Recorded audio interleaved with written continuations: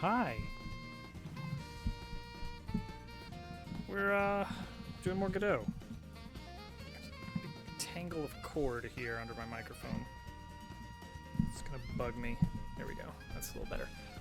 Hello. I've got some ideas. Oh no, that's not where I want. Nothing to undo. Okay. That's where we are.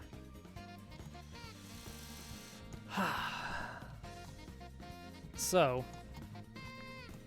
I've got some ideas about what we're gonna do tonight. So let me lay down my top secret plan. We're gonna do we're gonna divide the stream into two major parts. We're gonna do something functional, code-wise, and we're gonna do something purely artsy and model-wise. So functionally, I want to set up some speed boosts, just some little things that can apply to the ground, and if you drive over them, you get a speed boost. That's the idea. It's pretty straightforward. And then I want to go back into Blender tonight and make the course look a little bit better. I've got a better idea for kind of the exterior instead of these giant polygon hills here. I think I've got a good idea for something a little bit more on theme for what we're going for. So we're gonna work on that a little bit later in the stream. For now, I want to get some speed boosts. There needs to be something that's, worth going out of your way to get, that gives you an advantage. That tree is floating. Don't worry about it.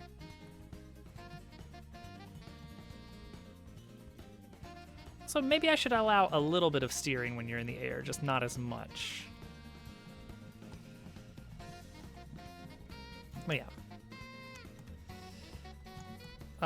So speed boosts. Let's figure out where we're gonna be putting this for now. There's the cart. So this will be a good place to be testing this. As far as the functionality, I think I know what we need. We need a new object here. We're just gonna start with just a node to exist as the root. We're just gonna call this speed booster. Speed booster.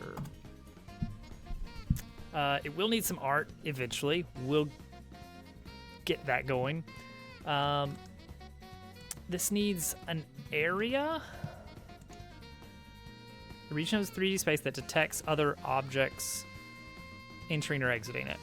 That's perfect.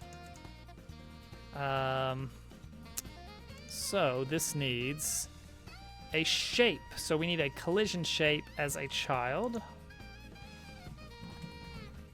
Pretty easy. We'll make it a cube. We're gonna set the size of this to perhaps 3 by 3. I don't think it needs to be tall.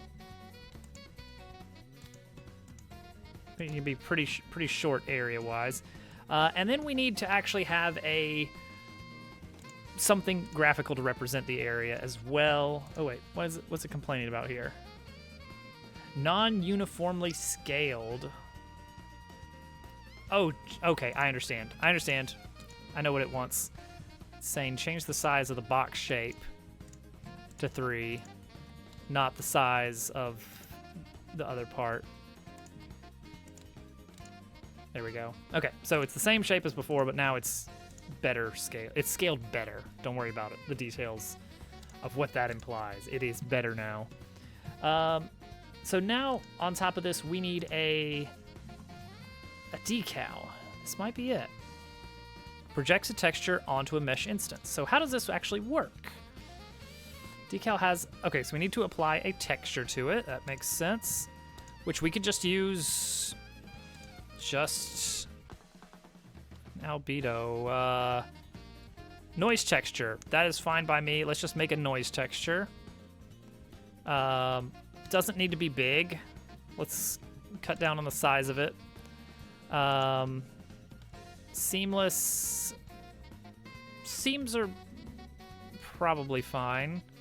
Color ramp. New gradient. Let's get a nice yellow. Yellow and a, I don't know, maybe a red. Yeah, sure. I don't know exactly how this works, but we'll figure it out later.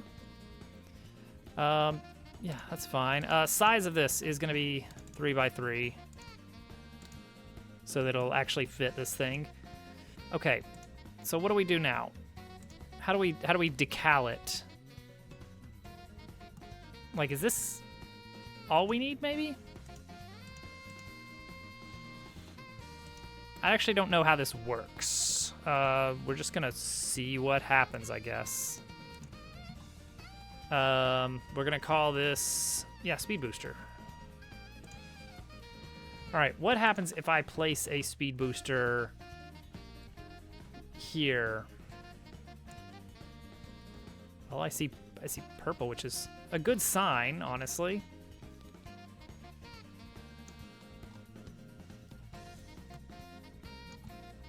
Okay, what am I seeing here? Speed booster. Focus that. What is it? F? It probably needs a direction.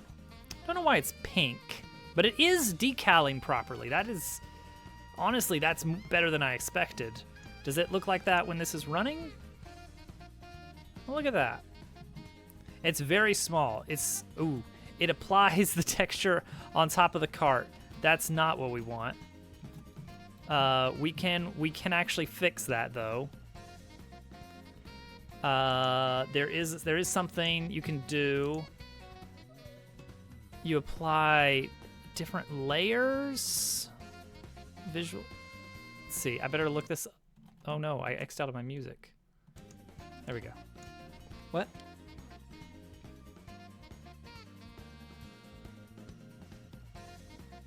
Okay. I don't see any movement for what it's worth. All right. Godot decals. Da-da-da-da-da-da. Music is back suddenly. Everything's good again. Using decals. So specifically, I want to know about. Let's see. Is it Coal mask? Configured to prevent affect dynamic objects. Change the decal's coal mask. Ooh. To exclude layers. Specific layers. Okay, don't include, well, what do these different layers correspond to? Modify the dynamic object's mesh instance nodes to change their visibility layers. I see. So really what I want to do then is something like maybe move the track. Can I move the track? Or can I only mess with the mesh instance?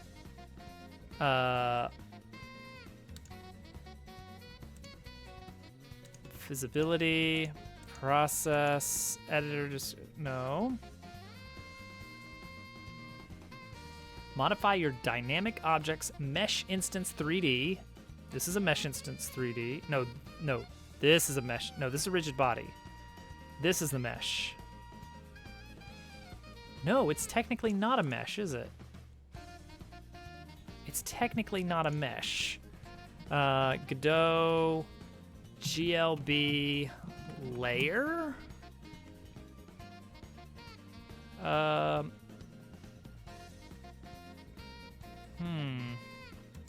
Mesh layer.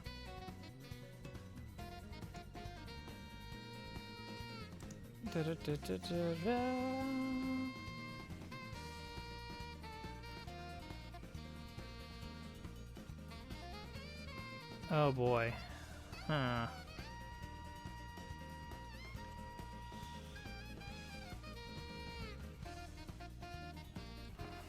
So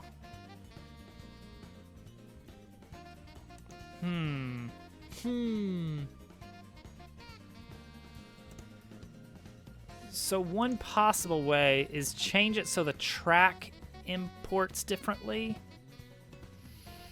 So let's see. How does this work? Click on your GLB file for our track. Okay, that's this. Go to the import tab.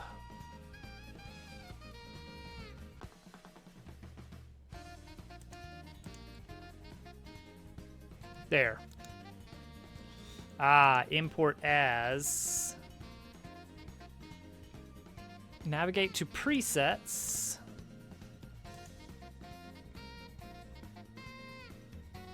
Where you can choose to import as meshes.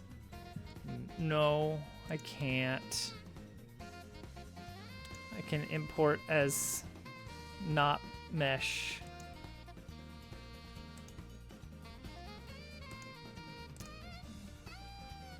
Oh, see, OBJs can be imported as meshes, but then you lose out on the material stuff and you have to import it separately. Ooh.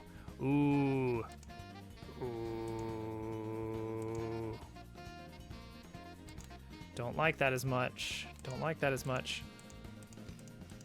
Okay, for now, it's going to go over the player, and we're just gonna live with that. Well, hang on. Another option. Kind of cheaty. But suppose that instead we just made it so the decal was really, really close to the ground. Like right now, this is the area that we're in. What if we just bring that really close to 0 vertically?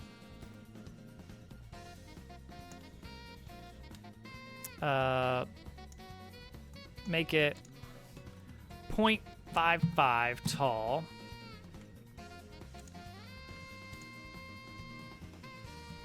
Point 275. Nope, I did the math wrong.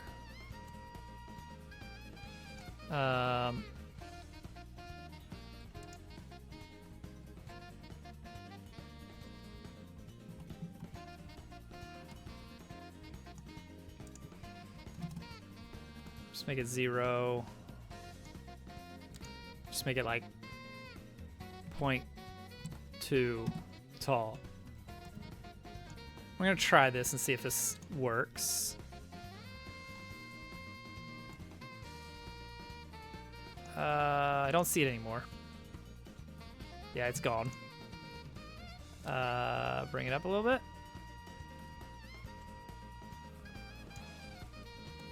Where is ground? Where is the ground here?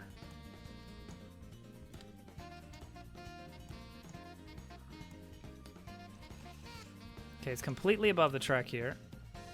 Let's see, I think it should be. All right, here. Let's delete the speed booster from here and try re-add it now. Okay, let's see if that helps. It's right there. We drive over it. Stop. Oh, yeah, that does work. Okay, this feels very cheaty. So the way that decals work, it's an image that is projected down onto the surface. The problem is that it can project onto our cart. And so it looks like we're like driving under a projector or something, which that's a cool effect and we should remember that. But by having it start just barely above the ground, it kind of misses the cart, which is good. So it'll work. It will work. That's true. Now, there's probably better ways to do that than a decal. Because it's kind of like, it really is like shining a projector down, which means it's only coming from one angle, and it like just kind of it doesn't apply uniformly. Like if you shine it on a sphere, it's like it's going to look stretched at the corners. No, shuffle. Shuffle, you fool.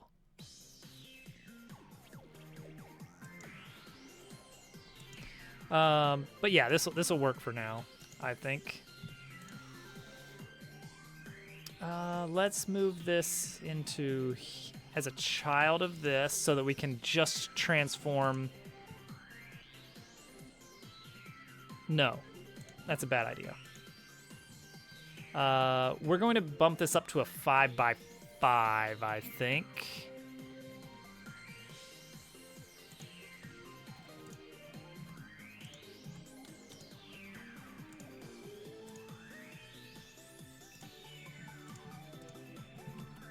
And that should automatically affect this area. Let's see, is that a more reasonable? Yeah, I think. Yeah, that's 5x5. Okay, next, let's actually have this do something. Godot Area 3D. How does this work? How do we actually listen for the information here? Any properties you can use. We're not going to override the physics. We just want to detect when our... Okay, so we have to get into signals. There's a whole separate tutorial for this, actually. Great, great. I mean, that probably means we're on the right track. Signals are messages that nodes emit when something specific happens to them, like a button on the UI being pressed. Good. Other nodes can connect to that signal and call a function when that event occurs. Good. They are a delegation mechanism, which allows one game object to react to a change in another without them referencing one another.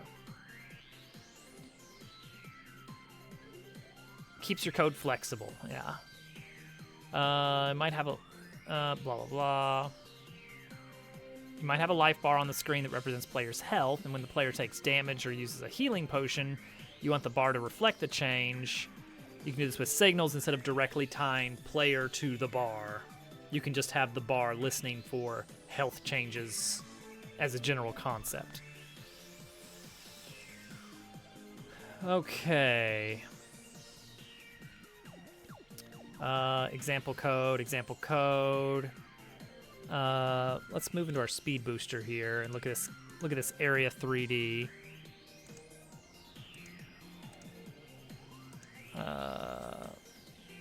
Oh, nice. Look at this. They've got wind effects and like gravity changes built in. Like you can. This is the kind of stuff I feel like should be built into a game engine, because these are like very common concepts in games. It just makes sense to have that kind of built in and available. All right, so the node itself, here we go. Node signals, that's where they're hiding. They're in another tab.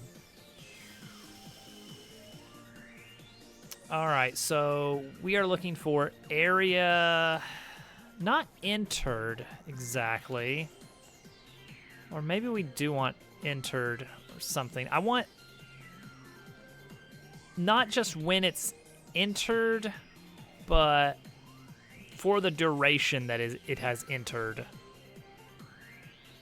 I guess we might have to use exit for that. Which, if that's the case, we need to be careful not to have two boosts neighboring each other in such a way that you could enter one, enter another one before you've exited the first one. Maybe. Let's go back to the Area 2D. Okay, to detect the overlap, specifically for Area 3D, connect the appropriate signal. The player is not another area, so we don't use area entered. We use body entered and body exited, looks like.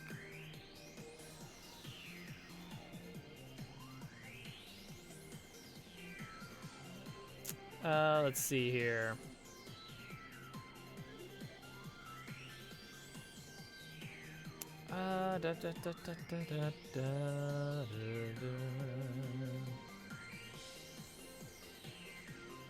Space override.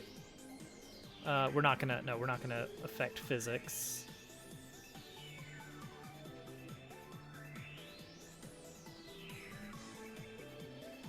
I love it. They basically have like Mario Galaxy like central gravity effect. Like that's just built in right into an area. You just define an area and it's like, okay, now gravity's at the center as soon as something enters that. That's cool that you can do that. I'm excited about it. Okay, what do I actually need to do here? What am I gonna do? What am I gonna do with this? Do I need to like click it? Scene does not contain a script, so I need to create a script and then connect the signal to it. Okay. Can I attach that to this parent node? Let's find out if I can. I'm gonna try to at least. Yes, it looks like I can. Yes, okay, cool. What are our advanced options? No, okay, we don't need that. Connect that, cool. And connect that. Cool. Okay, here's an idea to make it so that we can do like neighboring boosts that are overlapping in some way. I will have the cart, get rid of that. I will have the cart maintain a number of active boosts, and they won't stack. It's just going to look to see, are you on more than 0 boosts or 0 boosts at this current time? Current ground boost count. And that's going to start at 0. So speed booster. So I will have access to the body object.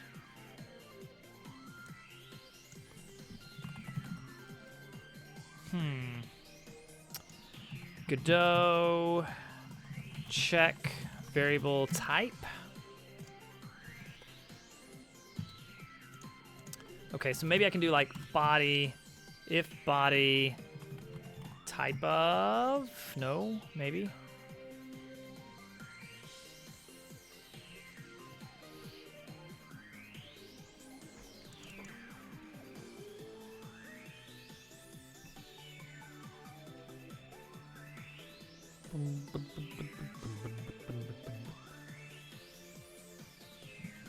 Type, is it type of that I want?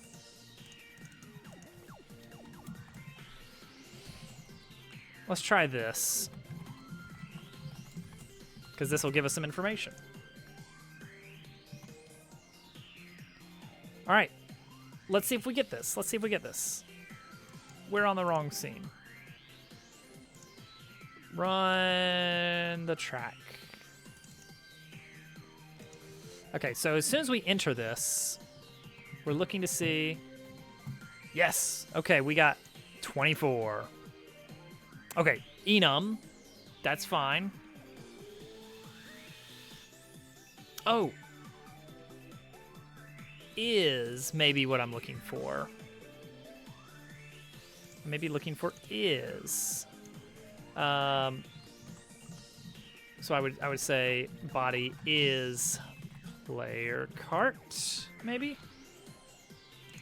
Which isn't really a thing, is it?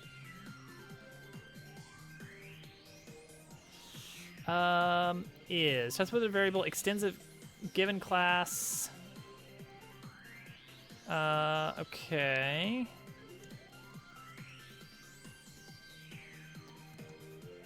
Let's see. GD script check prefab type.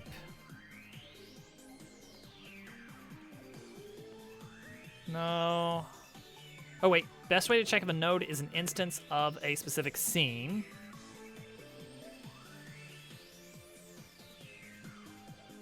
Okay, it should be if blank is blank.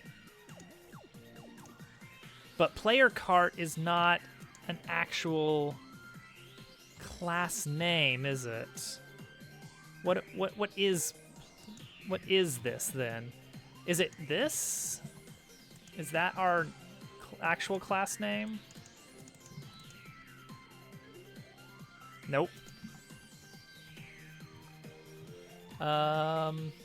Oh wait, explained here.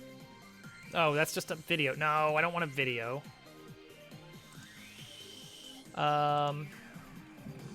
Script, class name.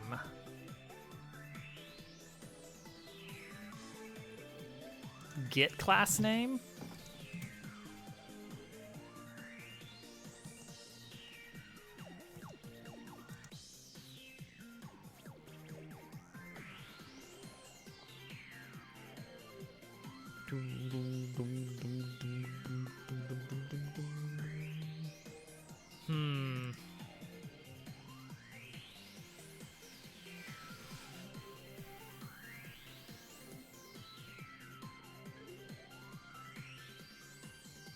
Okay, maybe...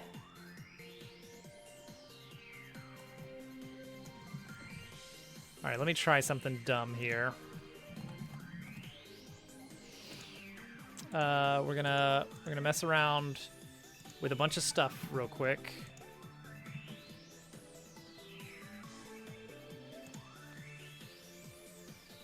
Okay. No, it is called player cart. Allegedly.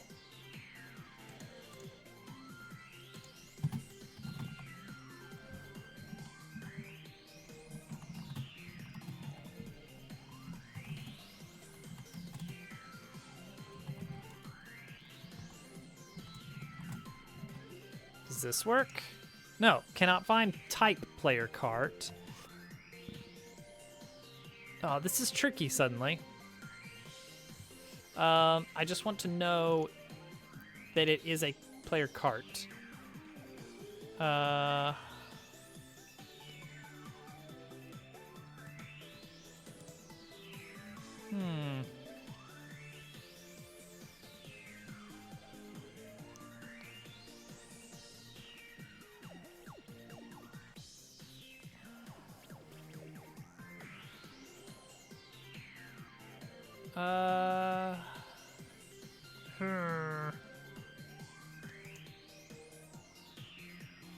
Okay, maybe I can get away with just not doing it. Let's find out. Can I just reference this?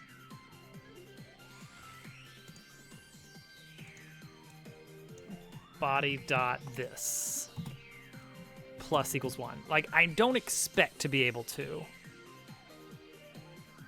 Well, it doesn't complain about it. It's not complaining about it. So let's just try this. All right, so we're at 0, and then I go in here, and we're at 1, and then I go out, and we're at 0 again. Okay, it works, I guess. Cool. Well, all right then. I don't feel like we really won there. I don't know why that works. I don't feel like that should work. But okay. Like, I'm worried, what happens if something that doesn't have that property enters the area and tries to modify this value? You know what? We'll cross that bridge when we come to it. Okay, so what is going to happen when you do that? Excel input is going to... All right, so if...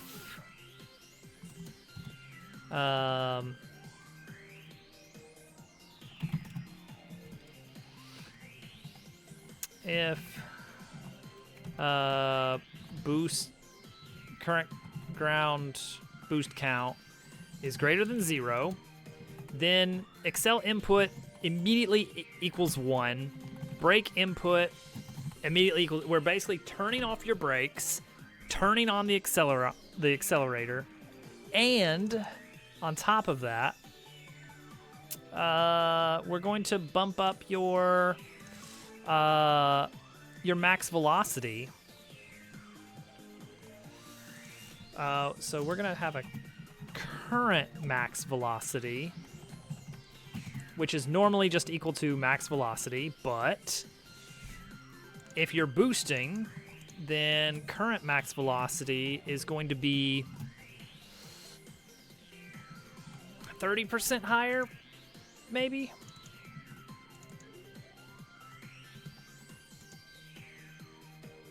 And maybe we'll bump up acceleration as well. I don't know. Let's see what happens now. So I'm just cruising along, and then... Ooh, yep. That was good. It forced me along. Not as fast as I would like. I want to accelerate more than ever before. So let's take our acceleration and really ramp it up. Also, I'm not on board with this way of accelerating exactly, but it's good enough for now, I guess. Current acceleration is accel force, unless you're on a boost pad, in which case we're cranking it up, we're tripling it. You're boosting now. Deal with it. All right, we're driving, we're slowing. Whoa! Oh, hey, that feels good. I might want to like pull back your FOV a little bit when we do that. Okay, next. We're not going to use this anymore. Now we're going to break away. We're not just using current ground boost count. We're using boost timer. So what's going to happen instead of all this is that instead of basing this on current ground boost count greater than 0, we're going to instead base it on boost timer greater than 0. Boost timer is going to deduct by delta unless current ground boost count is greater than 0, in which case boost timer gets set to 1.5 seconds.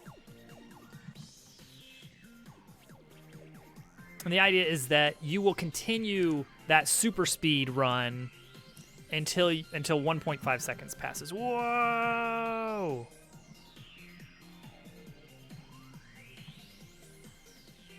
Hey, Al. I'm just now realizing it would be really nice to get a... this is not on tonight's plan. What did I miss? We just now got the functionality of boost pads set up. It was not hard because we cleared that in, what, 40 minutes? I guess 30 minutes. So the boost pad is an object consisting of an area, a 5x5 area of effect, and a decal. So I learned about decals yesterday, and this is pretty easy to use. This is just an image that will try to slap down onto whatever surface it hits first. Now, there's some dumb stuff that originally happened because we made the area vertically larger than it needed to be, and the result was when the car passed under the boost pad, the decal actually applied to the car as though there was like a projector pushing that light down on us. So the solution was just make it thinner so that it just kind of is less likely to appear on the car for now. There's more fancy stuff you can do with telling it to only interact with certain layers. I could not figure out how to set the layers of the track versus the cart, so I don't know how to do that. So this solution will work for now. And right now it's pink, which I thought I was making it yellow and red. I don't know what happened there. I'm not really sure. Texture. Yeah, it's supposed to be yellow to red. Let me do something here. Let me just add a mesh, a cube mesh. All right, here we go. You can see how this kind of like applies.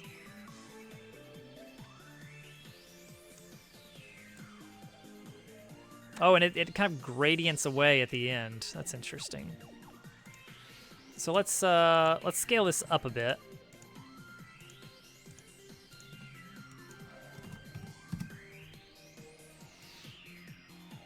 So that we can kind of really get a good look at what this is, what is going on with this decal effect. Seamless doesn't really matter. Yeah, it's really the texture is what's confusing me. Why is it magenta? That feels like a missing texture issue. Godot, decal, magenta. Nope, doesn't say a thing about it. Nothing. This is supposed to be a random noise texture.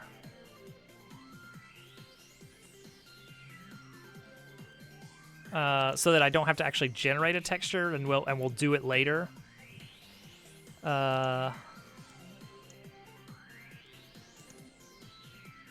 Is it pink or purple? I think that's very much magenta.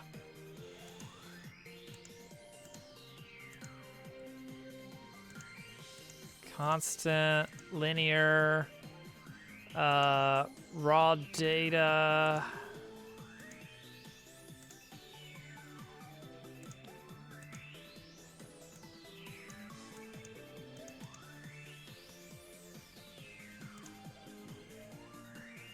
Okay, I mean, even black and white, I would love to see that happen. But I'm just seeing magenta here. Is it too small of a texture? Is that...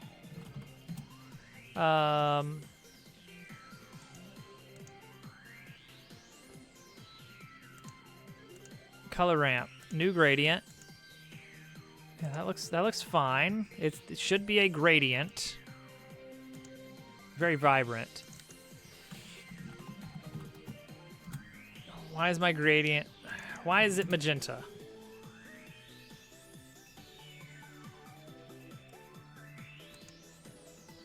Instant scene is pink. Maybe I should be looking for pink. Maybe people will be looking for pink on Google. All right. Godot, pink. Why is it pink? Bright pink is the placeholder for no texture. Okay, I mean, I gathered that. I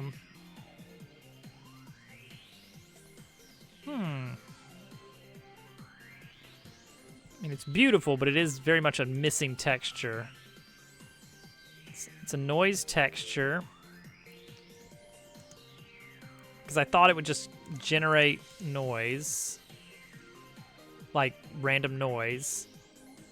Like, that's how the, I think that is how the world environment is doing the clouds, is random noise. A seamless random noise effect. Let's take a look at our sky. Sky material is procedural. Sky, yeah, oh, see, that's what I'm expecting. That's what I'm expecting. What is this?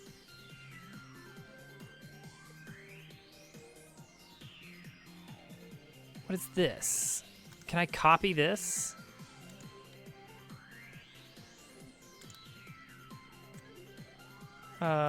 Noise. Oh, wait, did I not?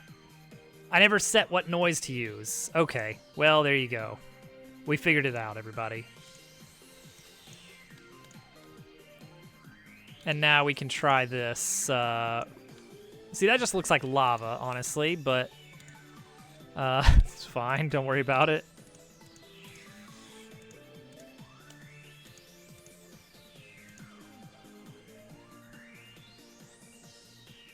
It doesn't have to be seamless.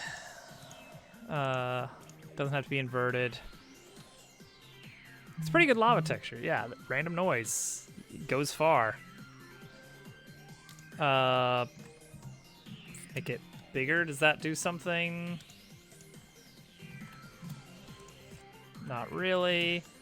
Can I make it randomize? Probably not, right? Wait, what if we go really crunchy? Is that gonna do anything for me? Eh. Let's see here. Godot, noise texture, regenerate. Like, how expensive is that?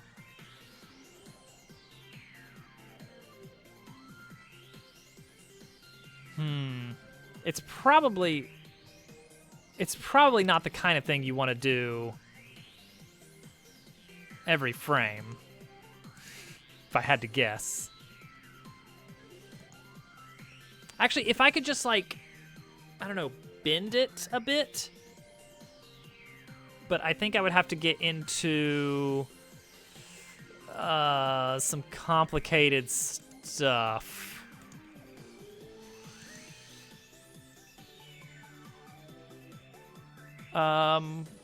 Like, what can we do with that? Emission. I don't know what any of this does. I don't know what any of this does. Local decision. I don't know. Whoops. I mean, maybe we'll just leave that as is for now. Whoops, wrong scene. Oh wait, I left the placeholder there. That's not supposed to exist. But the problem is, if I take it out, I can't see what I'm working with here. Let's see here. Godot, animate, decal. Yeah, it looks like this can happen. So, scroll texture. Ah, that gets into shaders. Ugh. I'm not ready for this.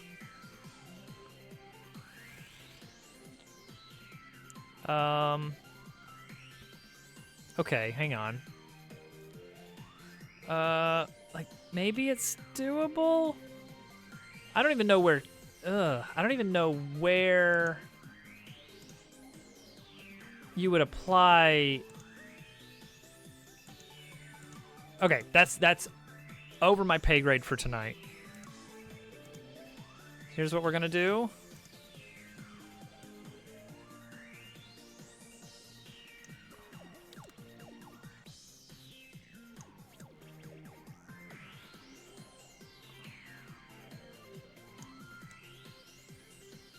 I mean, honestly, that should be fine. Actually, what I should do is, based on this, I should figure out which direction is forward. Hang on. What is the Godot? What is the official forward dimension in Godot? Vector 3 dot forward is negative z dimension. The negative z dimension, which would be up right now. Up. So you know what? Let's just throw together a quick texture. Let's directionalize this so that when we actually have this running, we can be proud of something. Let's make the texture pretty small. We're going to go 128, 128. It's going to be blurry. But you know what? If we're going for kind of vaguely N64 era graphics, I think 128, 128 is fine.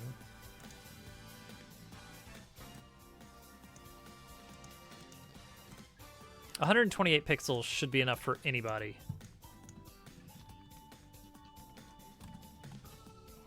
All right, let's grab a bright, like a pure yellow. Okay, this is pure yellow right here. Ooh. And a pure red. Almost too many pixels, really. Let's convert our grid to do a 32 pixel grid so that we can use it to our advantage.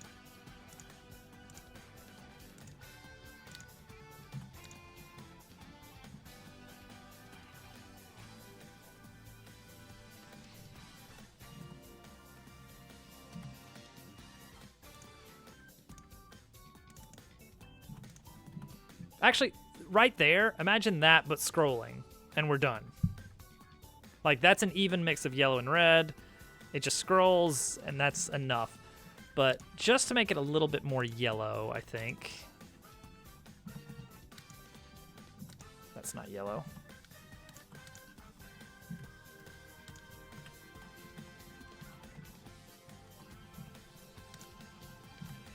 And we can throw a quick border on the yellows. I'm doing this all on one layer. Let's not do that. That's dumb. That's silly. That's not what you do. That's not the done thing.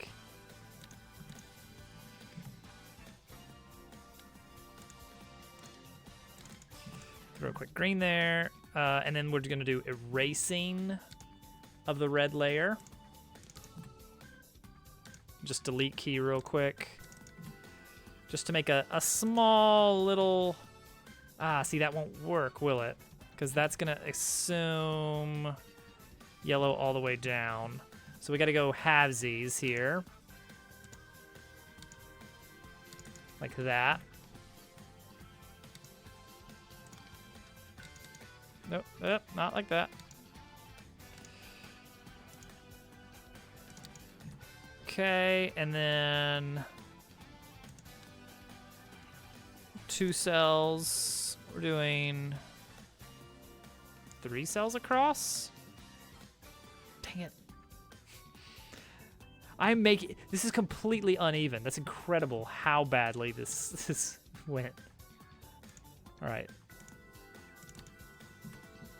Just amazing how bad my counting was.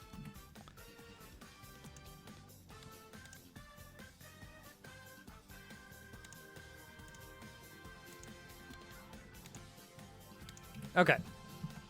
That's fine. That looks fine. Right? Does it? Not really. Boy, I'm hard to please.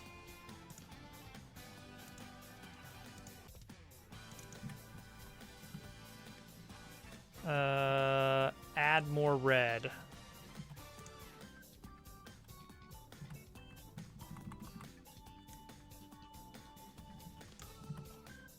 Make it a little bit zany, a little bit unpredictable. I think we want to take this red here and go out another 2.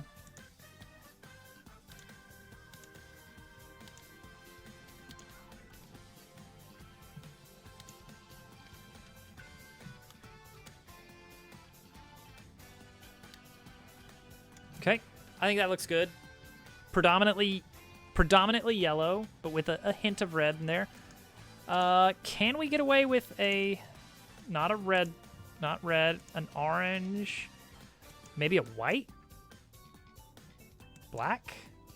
Not black. Gray. Gray's okay. Blue? No. I think we were probably closest on the orange. It's being a nice blend here. Okay, I don't know if that's going to break the tiling. It does look like there's going to be some artifacts along the edges, and honestly, I don't care. Ship it.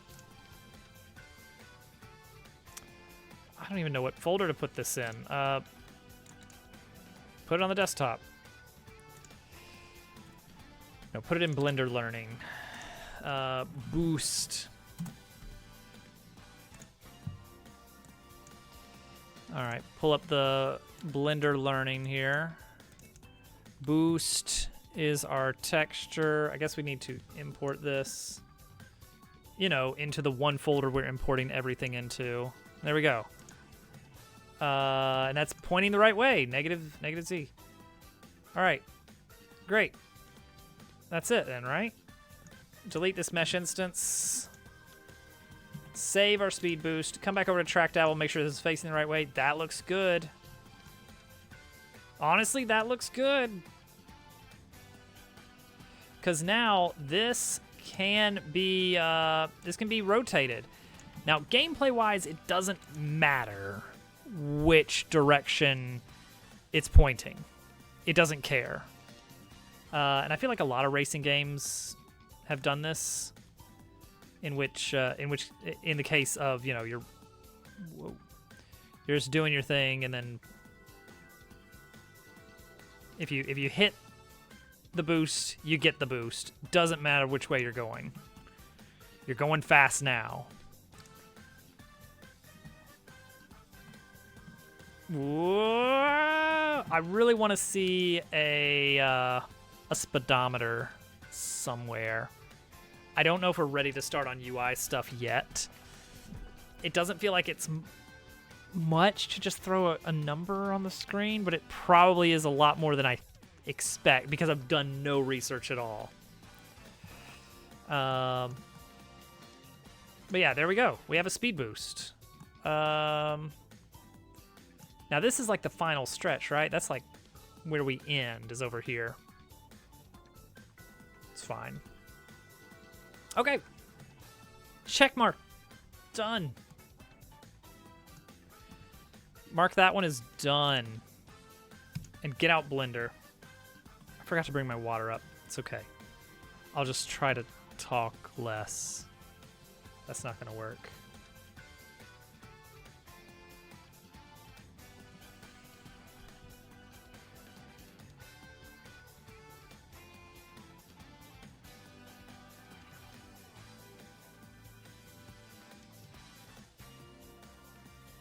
Dang it. I think the other Dobbs is at it again, accidentally using my email address.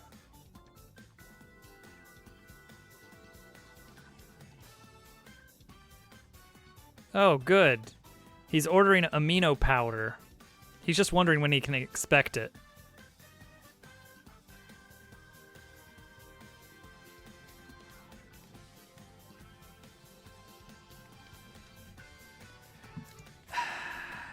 There's this guy out there with the same name as me, and he thinks he has the same email address as me.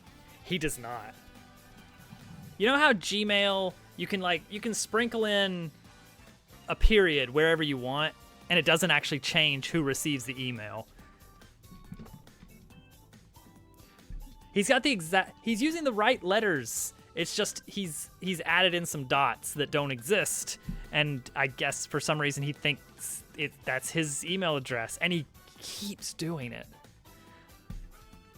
I remember him getting married, trying to find someone to officiate.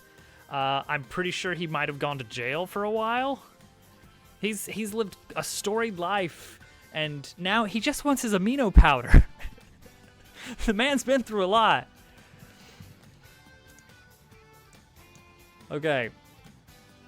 Check it out. Dabble World trees. Poorly textured. Incredible.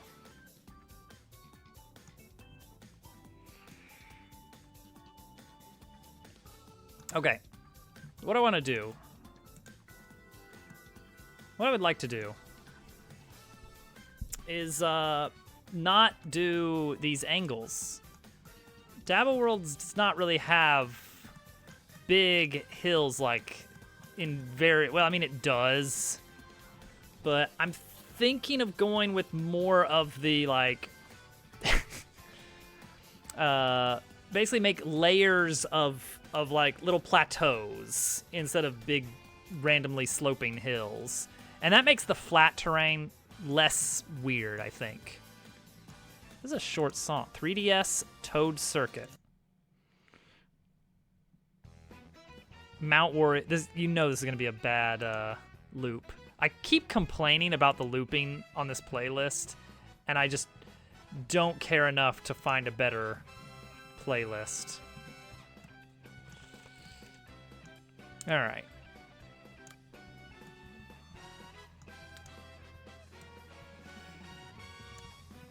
So, nah, see, that's not what I want, because that brings it down to, I want to set it all to 0, not to median.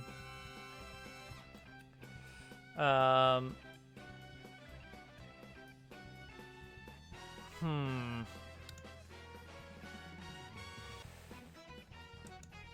I guess that's an okay loop there.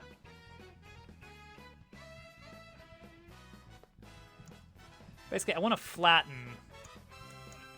all of these down to Z0. Mount Wario is an amazing racetrack. All right, let's see here. Blender set position of multiple vertex.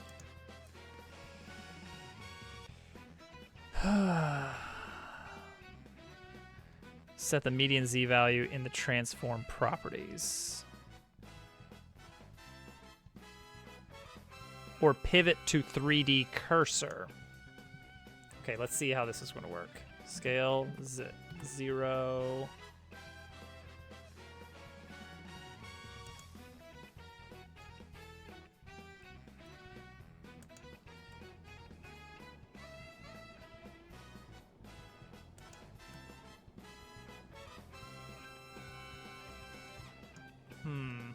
Oh, wait, and then...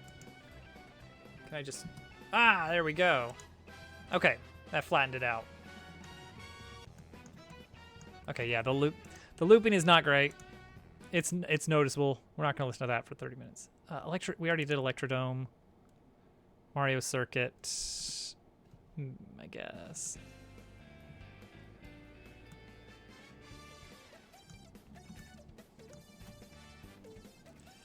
All right, let's take these faces here. And we're just going to extrude these up. Hello, casual. Welcome in. Wait, why are these still all... What's going on with this? Oh, I moved that, didn't I? Oh, I did. That doesn't look great. We could eyeball it.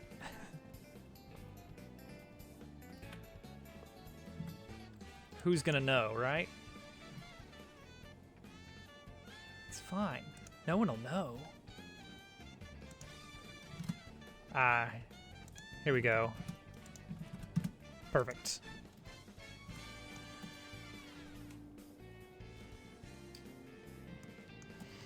But then there's some weird stuff going on here. That's reasonable. That's reasonable weird stuff going on, but we do need to fix that. The good old level idea thing. Just add a face in there.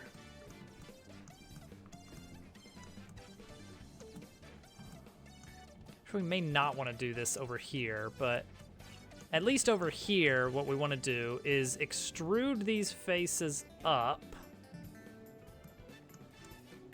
Here. Here. Here. And about to here. Want to extrude Yeah, that's probably fine right here.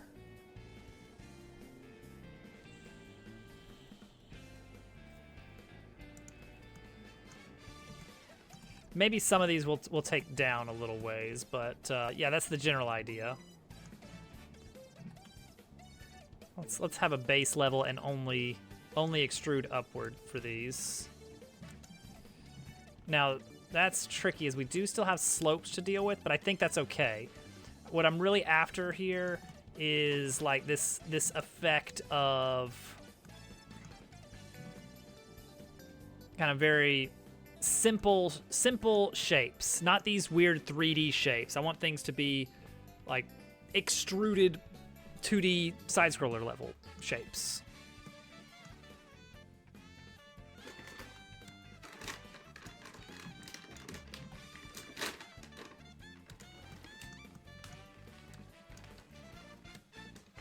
Be careful with that one.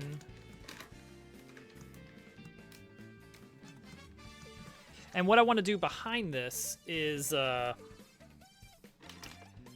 want to have a cylinder with the like 3 cylinders with the standard Dabble Worlds backdrop elements of like the greenery, and then the very angular mountains. I think that'll look really nice if we can pull that off. I've got a vision, you know?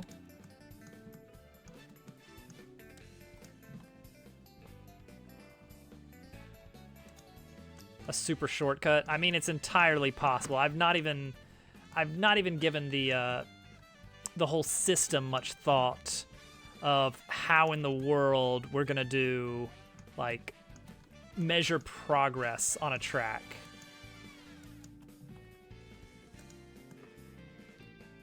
Okay. This looks all right, I think.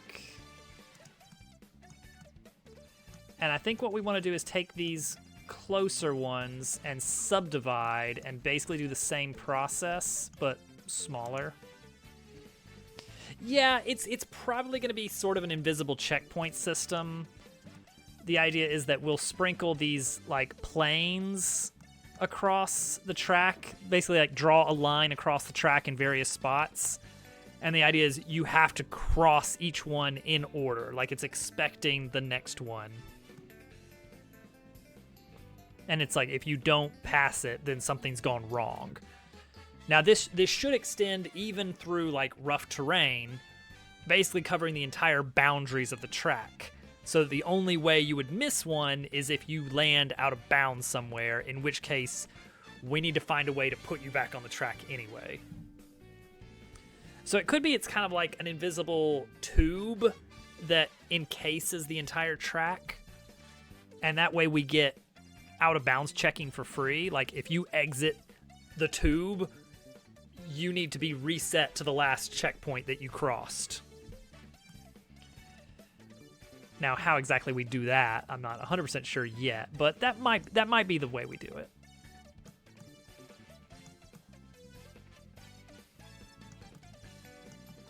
Okay, so next thing we want to do...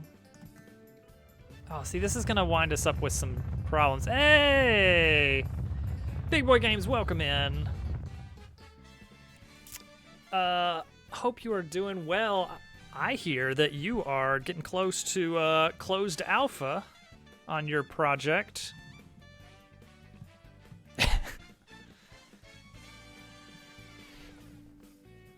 For anybody who doesn't know, Big Boy Games Official also working in Godot on Starground. Is that yeah, Starground.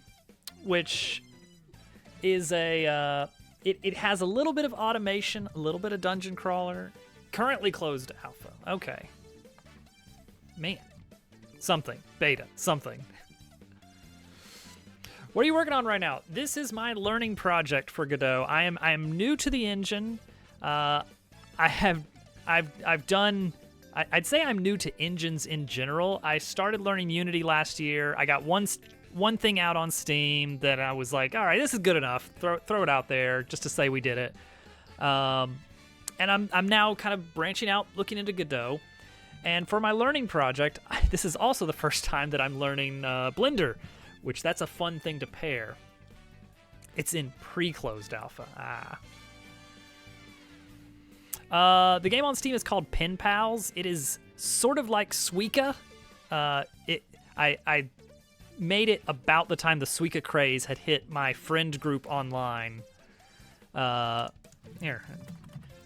Specifically because I kept looking at the Suika stuff they were playing. I was like, you could do so much cool stuff with this merging circles idea that they're just not doing. And so I ran with that and made, I think we're up to like 18 different level types where there's like a unique gimmick in each one. I just thought it was a fun project. I learned a lot. I learned a lot about things I hate in Unity, and I will definitely complain a lot if you get me on that soapbox. Oh man, I appreciate that.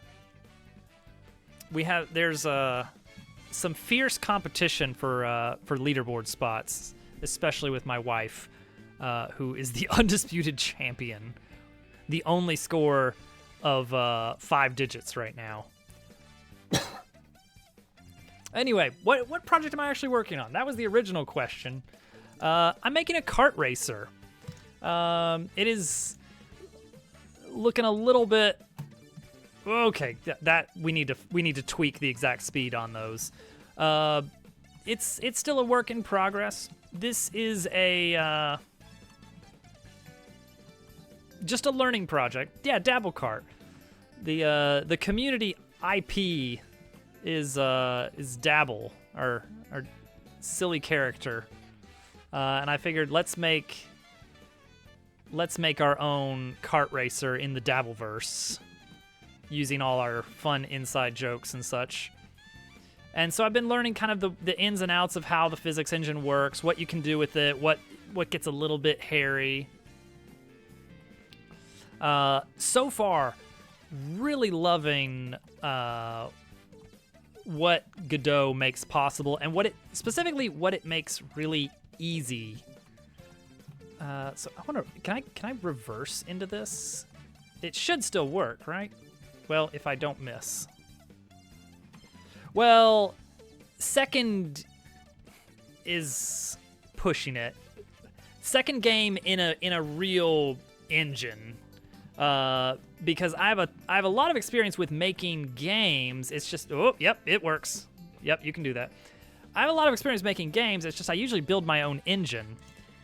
And what I keep running into, especially in Unity, was there's all these things that you have to just be... You get surprised by what is already done for you, whether or not you wanted it done. If you are, for instance, making let's say a Breakout clone, if you're doing it from scratch, you start with nothing. Every step of the process, from like, okay, what happens when you hit a wall, to, you know, what does momentum look like? Is there gravity? It's like none of that happens until you program it. And so everything is fairly simple, because for such a simple concept, you don't need much. However, when you start in an engine, you have to be prepared that the base product that you've got as soon as you press new project, that has made a ton of assumptions about what you want to build. And if you're not ready for that, you're going to get a lot of weird surprises. As I found in Unity, with balls just getting stuck to walls because there is a minimum velocity required before things will bounce. Even if you set the bounciness of a material all the way up, if the velocity is too low, it just stops it from bouncing. Because it's simulating physics a lot more. And Breakout doesn't need real world physics. So things like friction and gravity and dampening are concepts that you don't want, but now you need to know that the engine is forcing them on you unless you go out of your way to turn them off. That's one of the biggest adjustments it's been for me learning engines in general, not just Unity, not just Godot, but just all engines. They have a certain baseline assumption of what kind of project you're making, and so you have to go in and kind of learn, okay, what is it doing right out of the box? What do I need to learn off of there? It's really weird, because when you're making something from scratch, you can start with those really basic projects like Breakout, but if you're not doing one of those, like if you're using an actual engine, you're better off making something that is actually more real quote unquote physics driven. Now this we've already broken physics quite a bit. I'm getting away with momentum, velocity, and a little bit of friction, but things like rotational inertia, rotation at all, that's out the window. I've disabled all of that for our cart. I'm just handling that within the actual GD script. Today is the first time we touched on areas so that I can do speed boosters, and those were pleasantly easy to work with. I'm actually head over heels with how easy the areas are to work with in this. The listener system is really good. All right, let's get back to it. Tonight's stream is divided into 2 parts. We did one coding project, which in this case was the speed boost. Look at it there. It's beautiful. You can't actually see the decal because there's nothing in the scene for it to decal on, but there it is. And the other thing we are working on is actually updating our track, continuing to get it a little bit nicer. We're dividing our time between learning Godot and learning Blender. And oh boy, there's a lot to learn in both of those.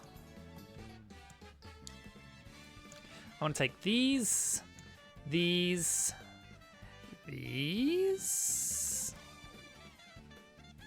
these.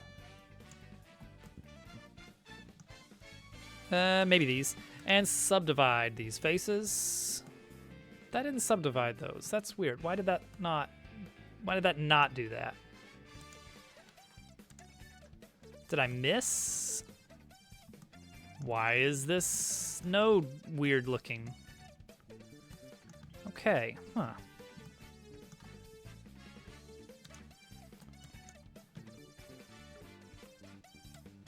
I feel like that should be subdividable.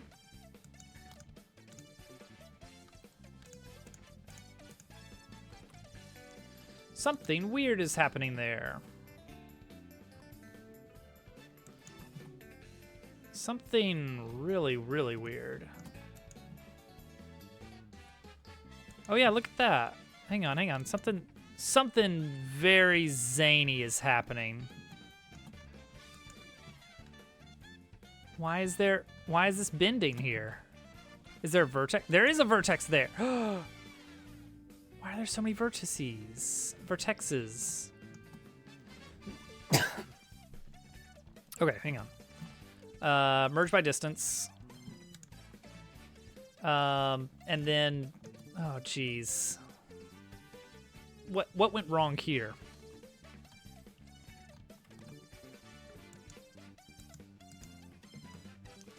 I probably subdivided an edge at some point, and I don't know how. All right, hang on. Let me undo, maybe.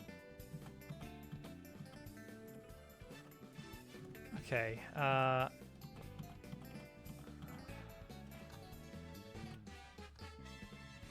Okay. So right now there's already an extra vertex here. So can I join these unsubdivide? Hey, all right, that looks good. All right, where's our vertices? Okay, so we want to still there.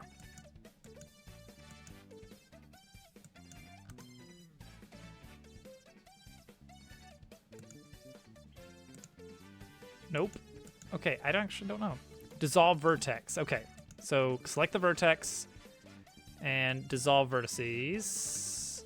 Ah, that's the ticket. That's the ticket. Okay, so we should be able to do that to these.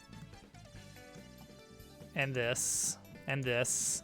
And this. And this. Where did these come from? That's worrying. It's an epidemic over here. All of these.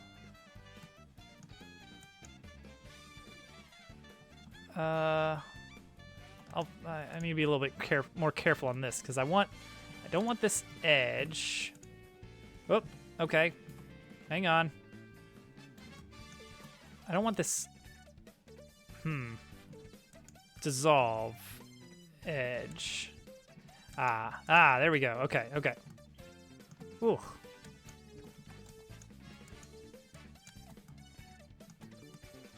Oh no. No, no, no. There's too many of them. Okay, that looks good. That looks good. Dissolve vertices. And then similarly over... Oh, look at all those. Yeah, I probably just screwed something up at some point and didn't notice what was happening.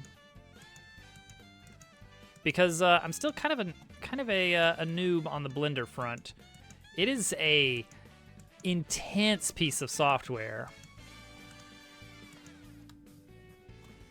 Okay, so now... nope, that still doesn't look great. Is it? Is it great? Maybe it's okay? What happens if I subdivide? Nope.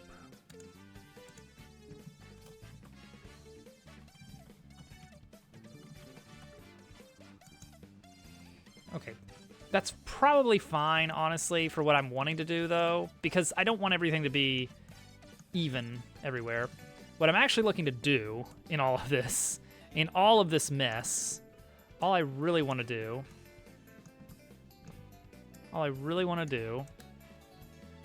is take these edges and extrude them upward.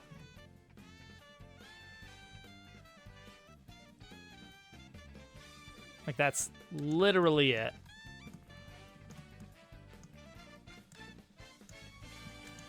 And then take some of these and then just have some random slopiness to it. So the look we're going for is 2D level extruded out into 3D. And that is a fairly easy thing to get going. Yeah, look at that. Nice. I think that's, yeah.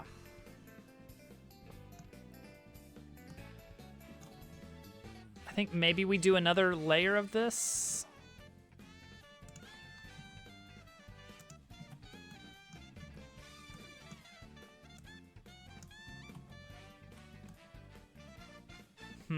I'm realizing we have some interior faces now.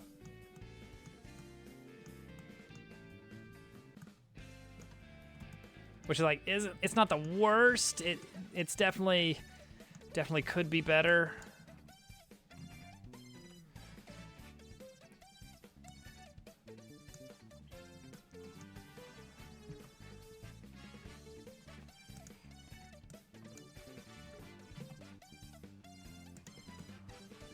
Okay.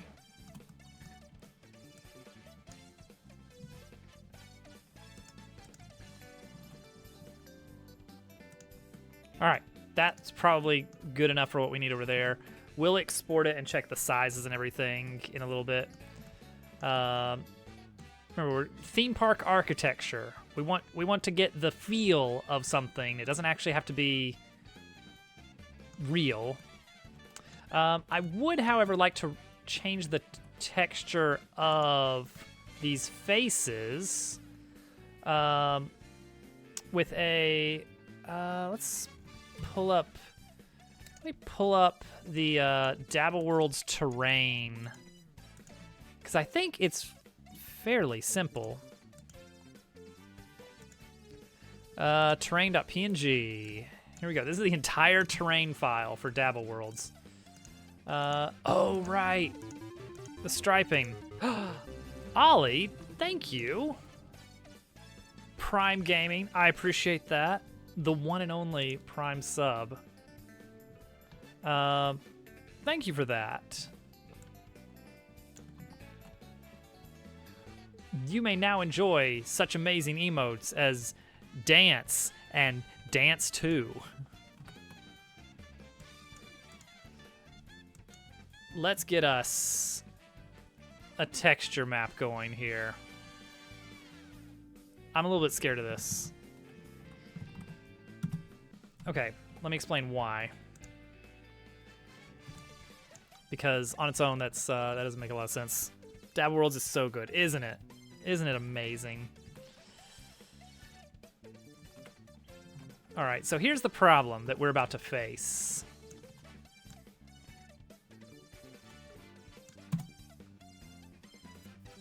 Fresh Amazon Prime. It's still valid.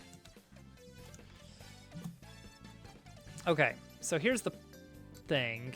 Actually, maybe, you know, never mind. We can get away with this, I think.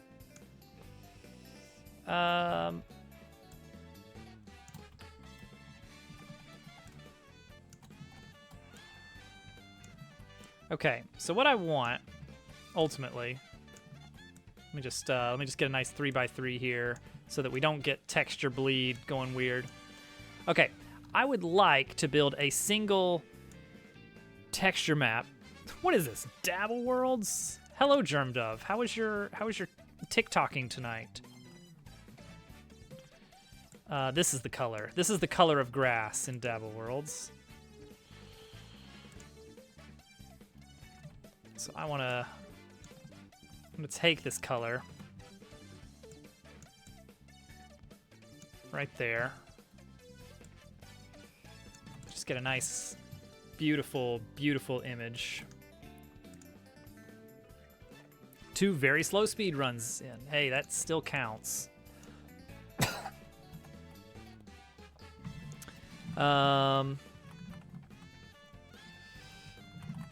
Dabble track tiles for now, we'll call it. Okay. So, let's say, for the sake of argument, that we're wanting to do some UV editing. And we just want to, for now, have a new material. Actually, I should use this, shouldn't I? Trackdabble.001. I'm glad. It gets a chuckle from me as well. All right, let's take this art. I know you guys can't see my other monitor. Don't worry about it. It's fine. I'm not doing anything untoward. Okay. Flatten that. Save it. Reload it. Okay. There we go. All right. So here is the problem on some things. Oh, man. You got to add that on your Doopster audio channel, Dove. All right. So here's what I want to do. And I know this is possible, but I know that it's going to require us to learn a thing. And I don't know if we'll learn that tonight. So I want to edit this face here, let's say. Really, I want to take this entire what is it? Oh yeah, this is a plane. This is a plane. I want to change this material from base color to image texture. And it's going to ask me which image texture I want, and I'm going to say track dabble. And now I want to do some UV mapping. So let's say I want to map this particular piece right here. Unwrap. Yeah. This one, scale it. All right, so what I want is this image here, but I want it to repeat, right? I want this tile image to just repeat infinitely.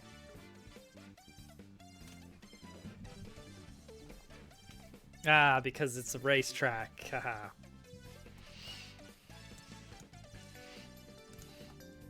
But here's the problem. We can't do that right away.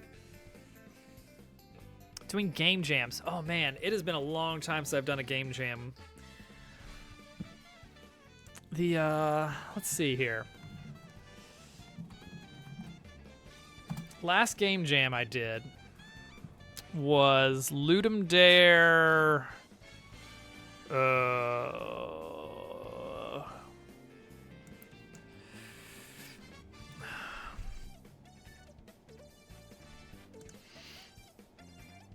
Whatever Ludum Dare had the theme. Hang on. Let me look it up by theme. Let me look up Ludum Dare themes.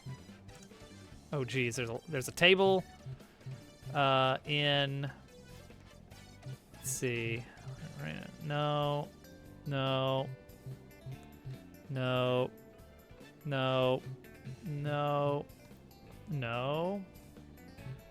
Okay, it couldn't have been that long ago.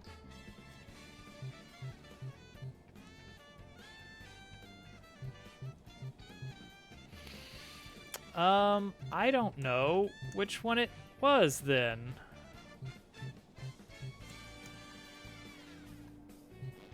Oh, here we go. December 2017. The more you have, the worse it is. So this was the game. This is 7 years old. Almost.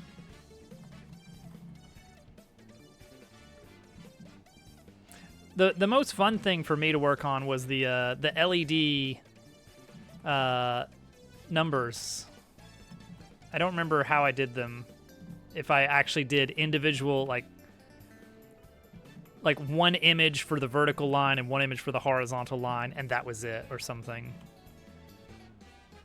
But it was nice that. Anyway, there you go. Oh, it says it at the bottom. Ludum Dare 40. Made in 4 hours for Ludum Dare 40. That's probably, you probably can't see because I'm actually in the way. It's back there. Just trust me on that. Really the problem is that game jams require a lot of energy, and 4 hours is not a lot of time to build a game, but it's a lot of time when you have a child. And so I don't get a lot of consecutive time for side projects. Okay, so here's the thing with these image textures is you can extend out beyond the borders, as you can see on the left side. And as it you can see it does actually wrap, but I want it to wrap just this section. How to use an entire, that's true. Going into a whole new engine for even a 48-hour game jam or a week-long game jam. That's something. Blender tile texture. Let's see here. You have to use the things, you know.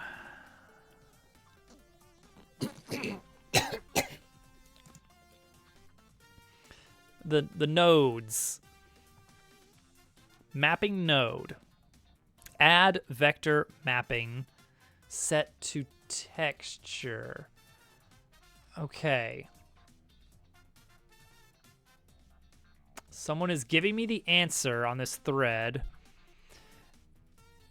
And I'm just looking at it like, okay, yeah. I know where to find those buttons. Add, wait, hang on. Add. Shift A? Shift A? No. Shift A? No.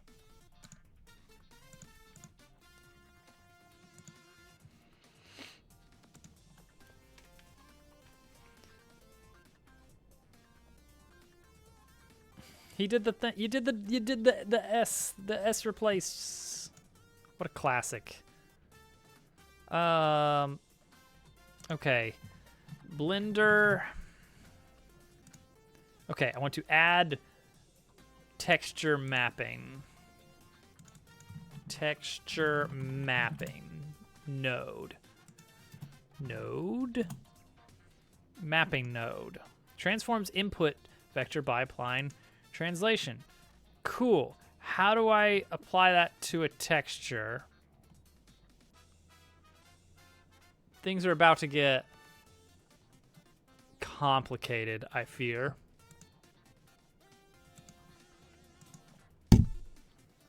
Somewhere deep in your head. XKCD, I think, is where I saw that after I had been working in Linux for a few years because that's what my school was teaching things in. I guess in a bid to not make everyone Windows dependent.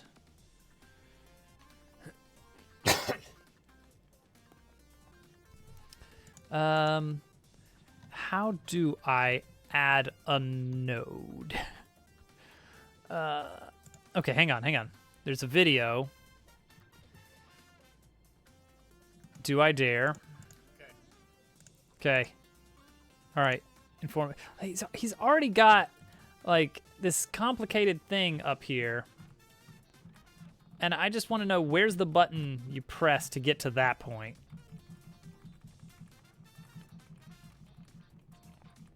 Like, how did you get down there? What happened? You're cheating. Why is this defaulting to 360p? I can't read any of these options here. Under shading? Maybe? Shift F3? Oh geez, that did, oh. I am somewhere, oh no. I've done a thing. Wait, is it geometry? Oh. Oh. Okay, we can get back. We can get back. Wow, school. Yeah, I know, right? Expand your bottom window. Is this my bottom window? Do I have a bottom window? Top left corner, drop down next to modifier. Next to top left, drop down next to modifier. Is this modifier? Oh, okay. This. Okay, so it's the geometry node editor. Maybe. Oh, wait, here we go. Use nodes. There's a use nodes button. I could have just picked that, I think. Okay. Now we're using nodes. And now, use a mapping node. Add vector mapping set to okay, let's look around at this. Attribute, input, output, geometry, curve, instances, mesh, point, volume, simulation, material, texture, utilities, group, layout. I think I want the node editor. I'm not 100% sure. Add. Node. Modifier. Texture node editor. Wait, texture node editor. All right, hold on. Let me do this. Wait, no. Let me do this, and let me do this. Layout, 3D viewport. Okay. So let me. If I do use nodes.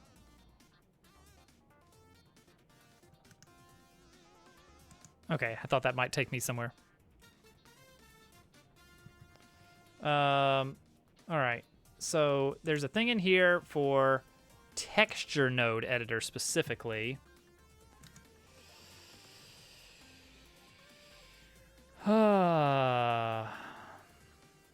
Let's see here. Okay, hang on. I let me check my search history. Blender. I would have searched. Was I searching that yesterday? Tile a section of a texture. Is that it? Is that what I want? Yes, this is it. This is the one. Someone has the question I'm looking for. Don't you worry. This is gonna look so good when I get it figured out. Let's see here. Okay. I'm just looking at an image of some nodes now. And we're gonna try and figure out. Okay, add. Oh boy. Like I can't add anything to this yet. Do I need to?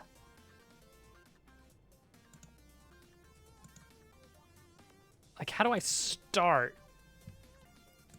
Hang on. Blender texture nodes.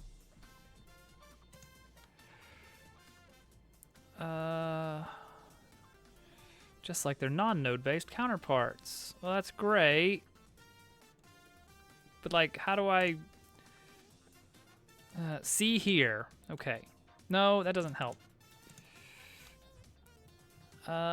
Texture nodes, Blender manual. Introduction. Yes, introduction. The texture node system is legacy and expected to be replaced by a new system. Due to this, the manual is not up to date with the latest version of Blender. Cool. Cool.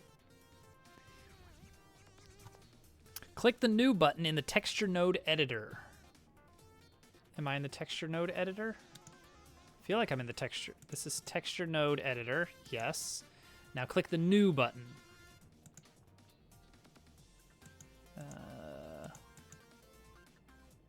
Not seeing a new button anywhere. You know it. I'll put, hang on. I know what to do. I know what to do in this situation. Hang on. I know what to do here. Everything I know about TikTok, I learned it from GermDove.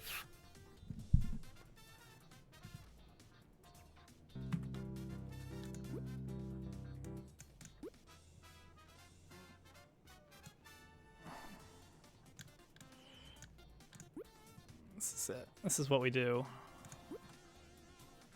All right. There we go. All right. I'm going to read some manuals. You guys watch the funny animals.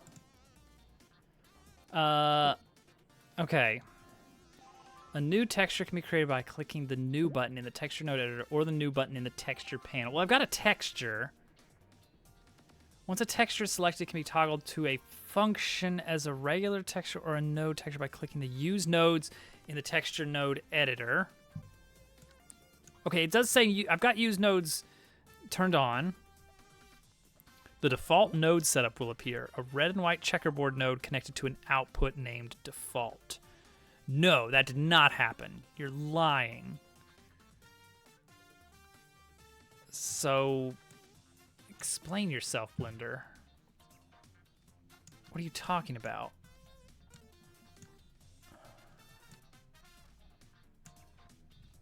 Did you know about the built-in search? Yeah, rooster touched another rooster.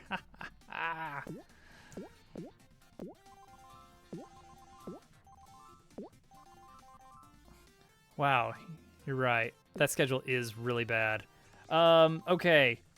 Whatever time zone you're in, an hour and 45 minutes ago, that's when I stream on Sunday, Monday, Wednesday, Friday.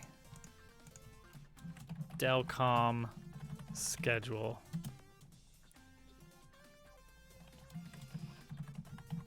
Now the Twitch schedule, like the Twitch has a built-in like schedule thing that I don't think I've seen anybody actually use to any degree. It's at least got the days listed. All right. All right.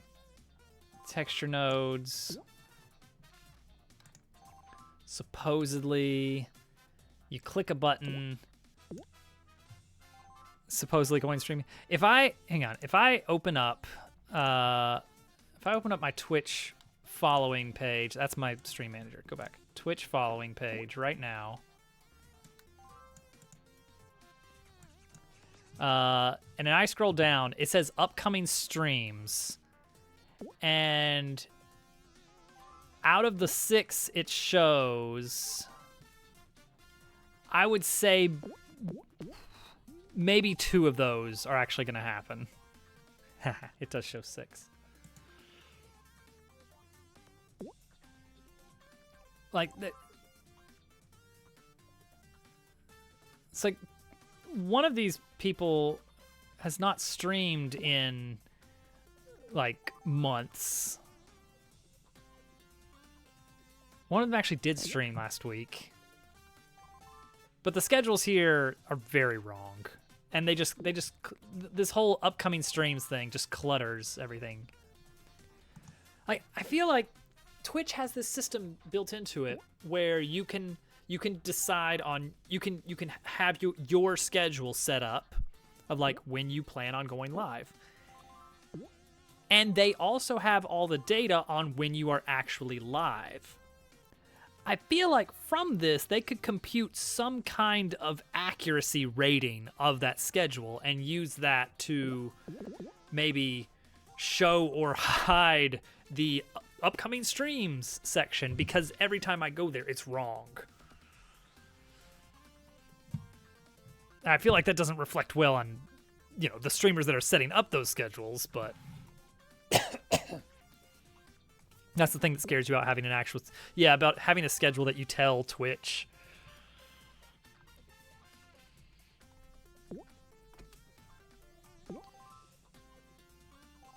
Underneath the texture. But yeah, if you tell your viewers, I'm planning on going live every Monday at this time, it's about half accurate.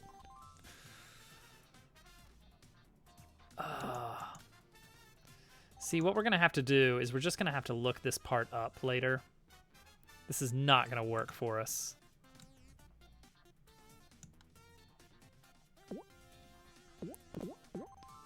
The node stuff is an intermediate level tool, or perhaps a novice level tool. And we are still in the goo goo gaga baby phase of Blender learning.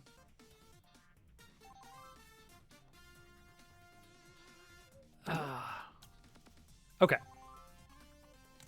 Okay, here's what we're gonna do.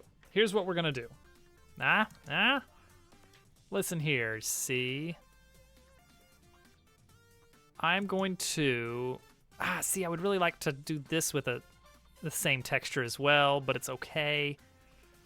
It's like, my understanding is you want to minimize the number of textures, but it's like there are some degrees where that's just not going to be super feasible.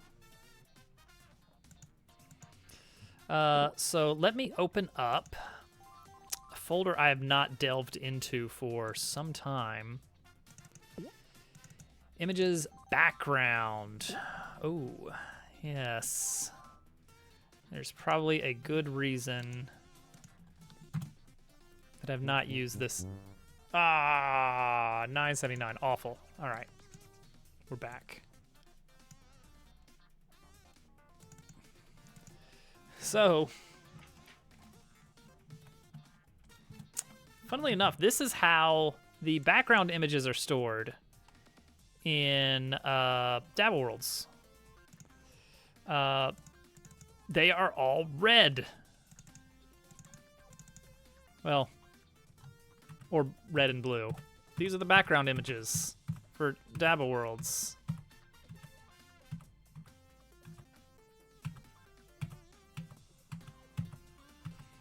And the reason they're all stored in red is that each of them has a default color change going on with it. It's like when you select the you know, the background trees, it's going to be shaded to this like nice little green color.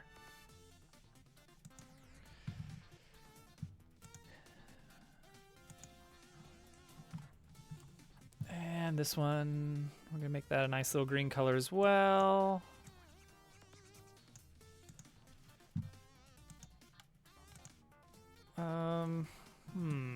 Now which of these is the... Okay, this one is the background one, so technically I think the front one should be a little bit more saturated, a little bit brighter. Whereas the back one can be a little bit more desaturated, a little bit darker. And then the mountains. The mountains are supposed to be kind of a bluish, desaturated, a little bit lighter.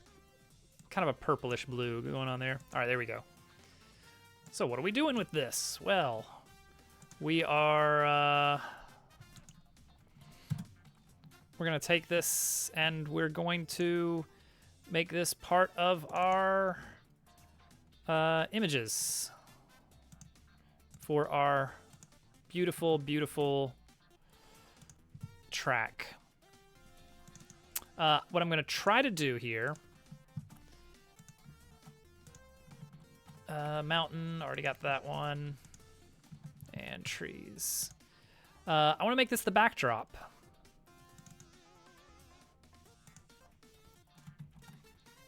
Desktop, Blender Learning, save. We're going to try at least. I'm not familiar with Photoshop. How are you changing the hue and saturation? Keyboard shortcut? Yes, actually. So really nice keyboard shortcut. So that's Control 0 to zoom until full. Control Alt 0 for actual size. I'll usually swap between these a lot. And then you can use Z to actually get a properly scaled zoom. Because this is like 500%. If you go full screen, I've got 670%, which means every actual pixel is taking up 6.7 screen pixels, which you get some weird stuff there. So when you're working in pixel art, Control 0 is not usually your friend.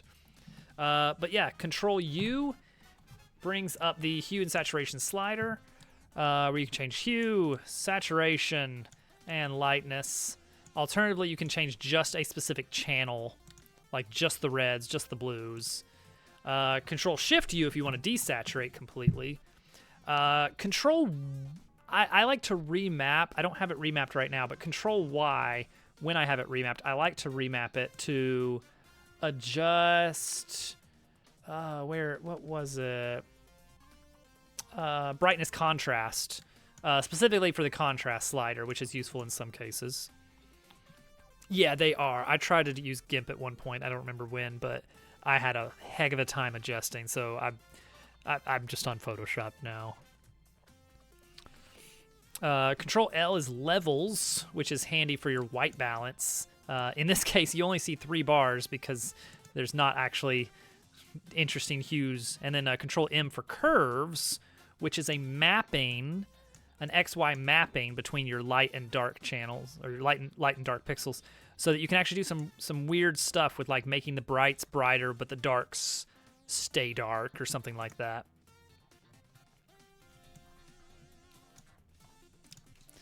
Yeah, honestly, Photoshop CS2 is extremely powerful, especially for its age. Just because, like,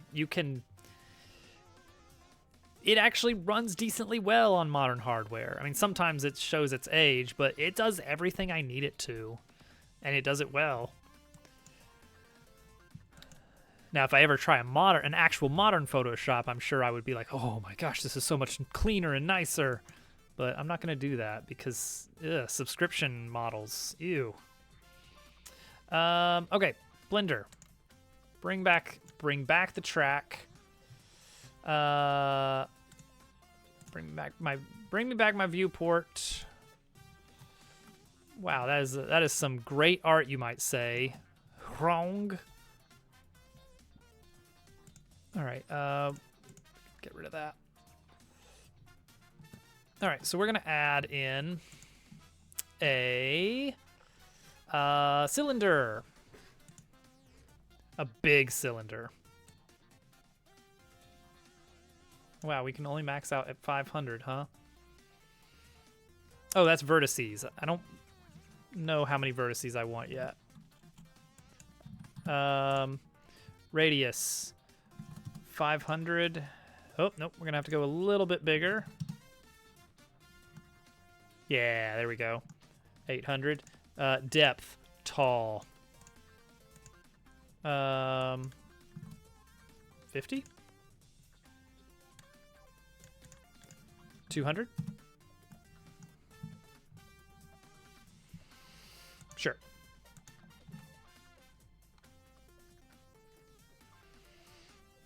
Actually, we'll we can go bigger. Okay, so here's some things I want to do. First off, I want to excuse me. Hello. I want to select. All right, this is gonna be tricky, isn't it?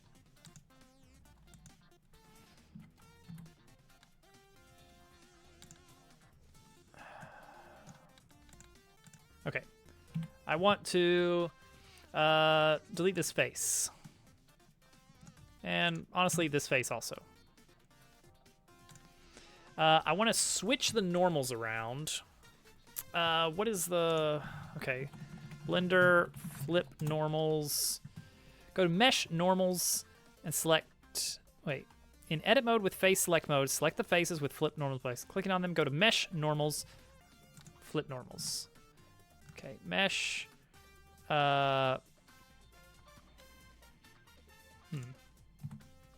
Mesh. Normals. Flip. Okay. Cool. I think that did what I wanted. I'm not 100% sure. It's fine. It's probably fine. Okay. And now I want to apply material to it.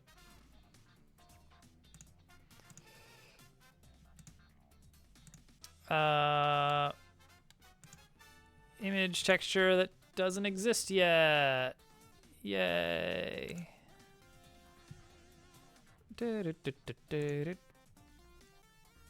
Okay. Wait.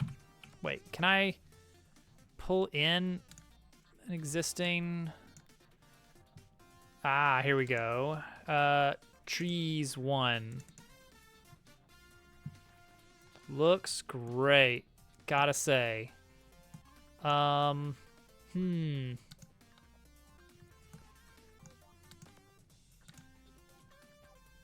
Give me trees 1, please. Okay. All right, cylinder. Aha! That's why.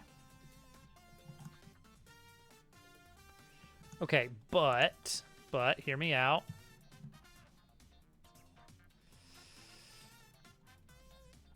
See, this is where it's going to be a problem. See, I've only got that tiny little See, that's the right idea. That's the general idea I want here.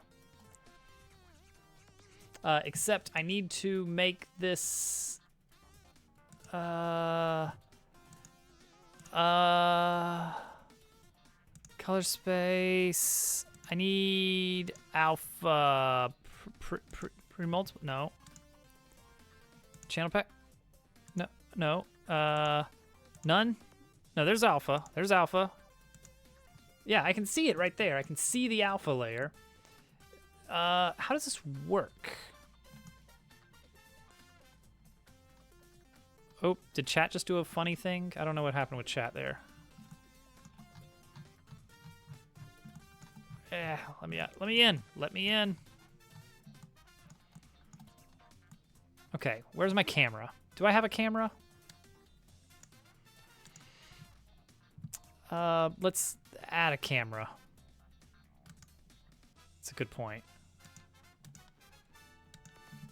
I need not a mesh. Not a mesh. I need a camera. I have no camera found. Collection. Add. Nope. Add. Oh, wait. I need to be in object mode. Add a camera. Okay. Where's my camera?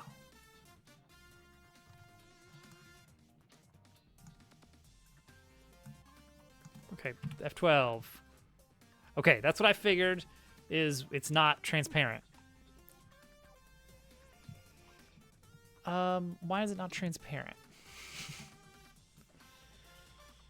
I can see that it's transparent over here. Blender, texture, transparency.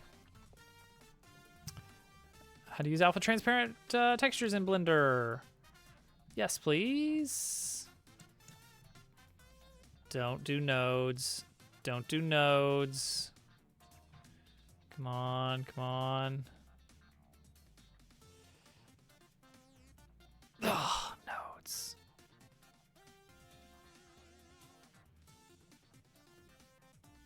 That can't be right, right? Okay, let's try this very short looking. Why is the alpha channel black? Okay, yeah. Oh, yep, he's got nodes. Oh, he's got nodes. Okay. Add a transparent PNG. Yep, there's it is. He's got it. He's got his transparent PNG, except, oh, it's not doing the thing he wants. Da-da-da. Come on. Come on. Load the video. Then you have to go to shading. Okay. Are we sure about this?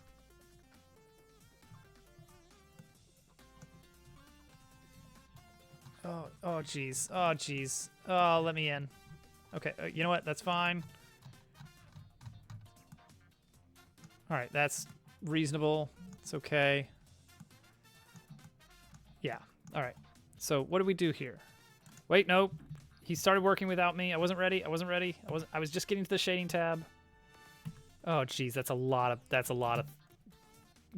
details. Okay, what am I looking at here? Okay, cylinder.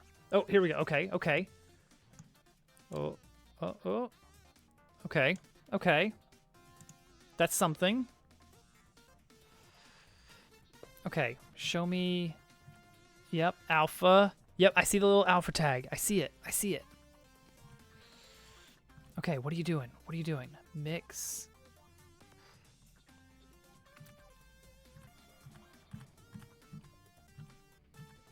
What? No, you can't say you're done. Wait, what if I just do this? No.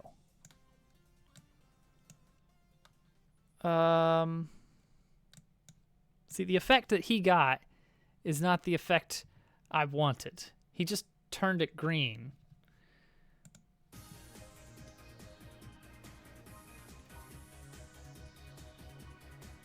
Why is my transparent texture shown as black? Okay, okay.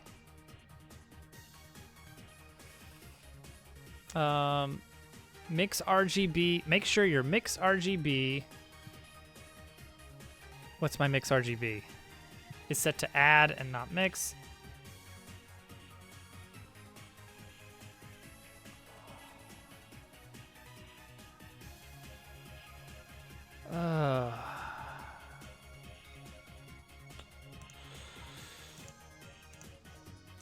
Okay, at least we found where this is, I guess.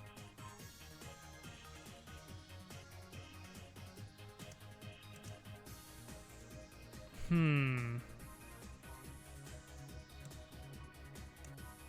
I don't. Okay, that was.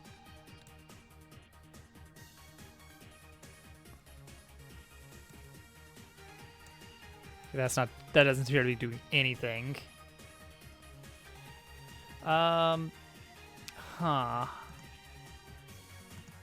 Blender. Texture with transparency. Yeah, okay. Okay, here we go. Here we go. Alpha channel. Is my image transparent? It is. Okay, so here we go. Here we go. This is what I'm looking for. The alpha channel is nothing magic. It is just black and white image where the opacity. Yes, yes, yes. Okay, okay. So if I were to go over to UV editing, and then apparently there's some hidden stuff over here that you can't quite see. If you display the alpha, yes, that is transparent. That is transparent. Okay, good. That's what we want to see. Thank you, Stack Overflow. In Blender, RGB are accessed separately. Plug the alpha channel into something. Okay, that's what we were doing over here. Good. But what do I... Okay, the most basic setup is like this. Alpha... Okay, you need a mix. Okay, here we go. This is our first ever node. What is a mix? Mix. Where's mix? Mix color? Yes. Maybe. Mix. Okay. Okay. Color and factor into color with what? Now what? Help. The color of the shader is provided by a mix RGB node that is using RGB info from the texture and the alpha channel separately as factor for the mix with, with a yellow color. But I don't want to have a yellow color. I want to have a see through it.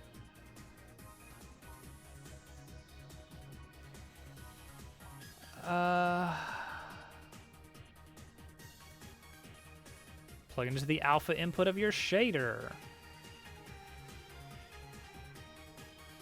Make sure your blend mode is set to alpha hashed or alpha blend. My blend node, yes, of course. I have a blend node.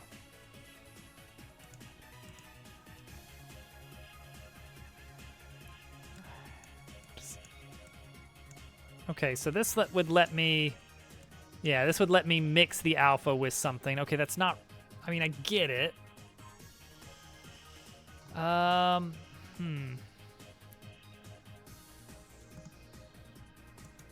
Material blend mode. Okay. Surface of the cylinder. Okay, let's go back to layout.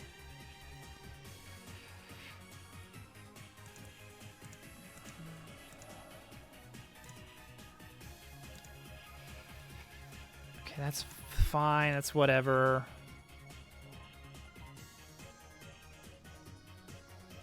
Blend mode. Wait. Ah. Aha! This is it. Go back to the shading. Get rid of this. Remove. Delete it. Just plug that right in there. I may still need that. I don't know. Wait. Did we do it? It was right there. It was there. It was blend mode. Okay. It doesn't tile. We don't care that much. Oh. I mean, it can tile if we play our cards right. All right, just gotta find where it doesn't tile. Where's the edge? There's the edge. Okay. Boom. I made it tile. I'm amazing.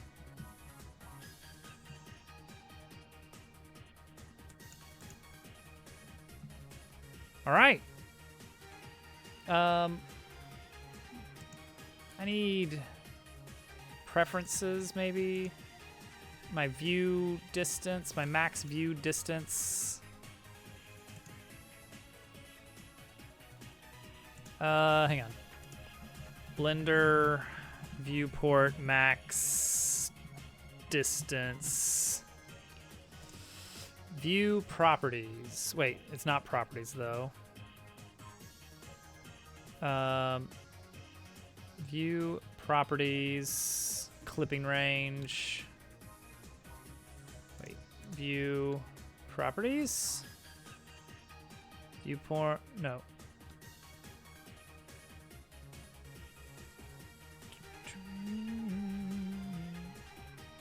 Top right arrow? Gizmos? Further top right? Not that. I feel like that would be a preferences thing for the viewport, but I'm not. Oh, viewport. Viewport. Display. No. Left facing arrow. By the gizmo. Ah, this one. Selectability and visibility. That doesn't have what we're looking for. Viewport overlays, and that's the snap. Oh my gosh. Guys, this guy that's asking on the forum, or is answering some questions, his name is Man of Steel from November 2008. Coincidence? Oh, the info stuff. Yep, there it is. There we go. Yeah, that's better. For working with these, like, large things. Okay, so now, with this, we can actually scale this probably down.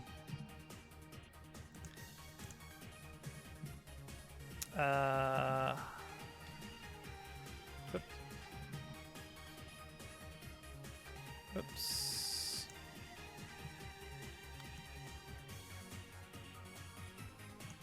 All right, and so we could expand this image out a little bit later if we want to. All right, that looks good. Okay, now that all that's done, now we duplicate it. Have a good night, Maps. Thanks for the help. Really appreciate it.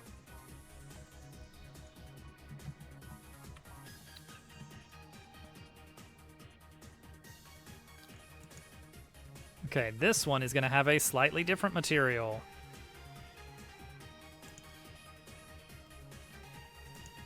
This one is going to use...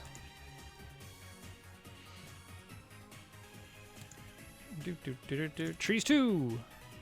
Wait. No. What happened there? This one used cylinder 1.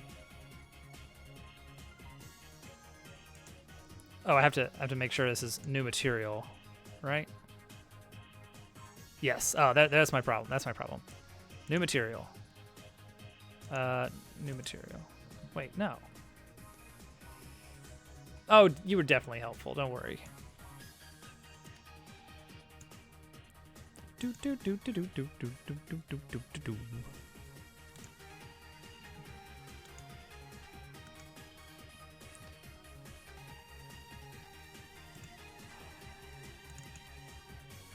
Oh, Trees 2 is actually the small one. Huh.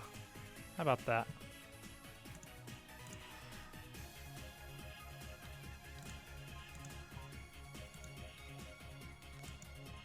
Okay, don't want these to be linked, though.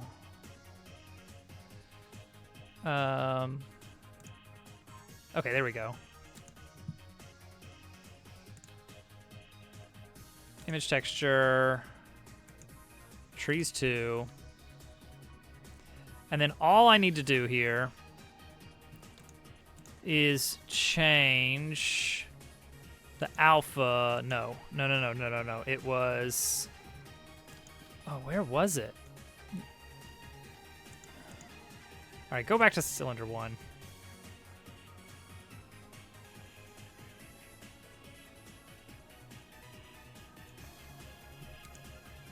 Settings. Blend mode.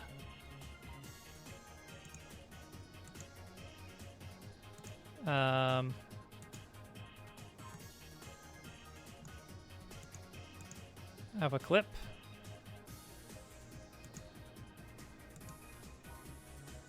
Yeah, that was alpha clip. Do. Now, did I actually need anything on the... I guess I did need to actually plug in the alpha to the alpha channel. Weird that that's not the default, but I'm not going to question it. I do, however, want to switch these around. I want this one to use trees 1.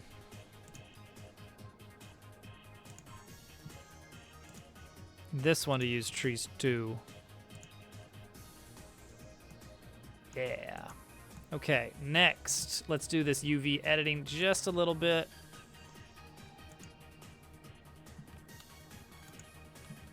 And we're going to scale it until it overlaps a little bit better. That looks good. Hey, all right, and now, oh, you thought we were done. No, no, no. There's another one. The final one. Duplicate. I'm not in object mode. Okay, there we go. Duplicate. Scale up again. Open mountain. Cylinder. Material.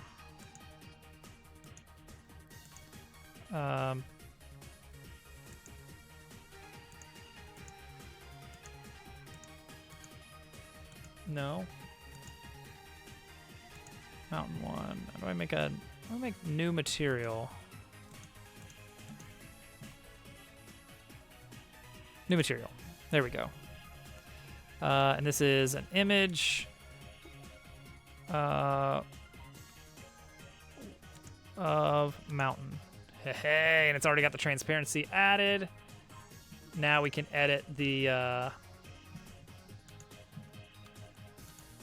edit these properly.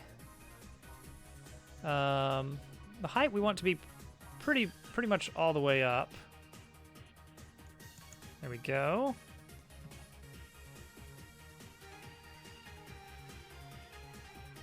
Perfect. That is a... I think that's what I want. I think that's what I want there.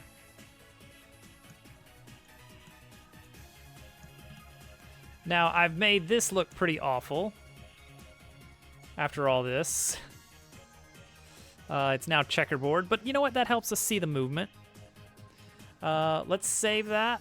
Let's get that exported. We're doing GLB, I believe.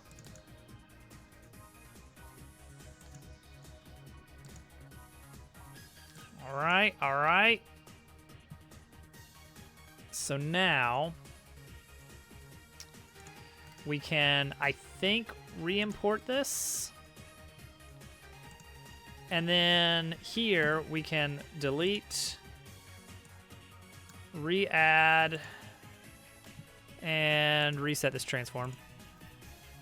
It still looks exactly the same. I don't think the re-import works the way we think it does. Yeah, that still looks exactly the same.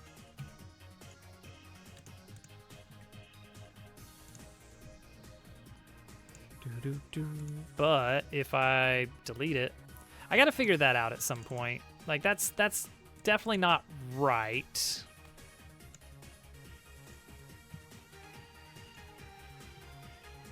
All right, trackdabble.glb. Why does it have an X on it? I don't know. Hello? Oh, it's gonna ask me if I'm still listening. Is that what is that the problem here? Is that what you're wondering? Yes, I'm still listening. Close some tabs. Hey, this is huge. We figured out,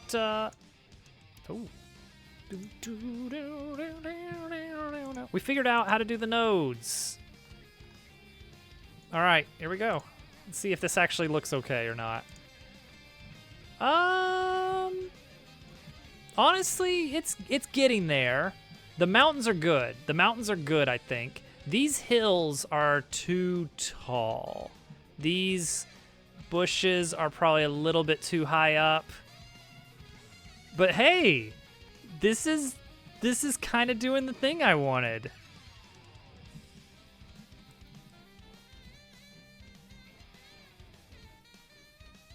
And you know what? The checkerboard actually helps visualize, like, what's going on here with our velocity? Are we actually moving? It's like, yeah, we are. All right, cool. Okay, this is kind of what I wanted. I think we are actually getting pretty close here. Okay, now these trees should not have solidity, I think. Oh wait, these don't matter. They're out of bounds. The boundaries is way over here. High, short.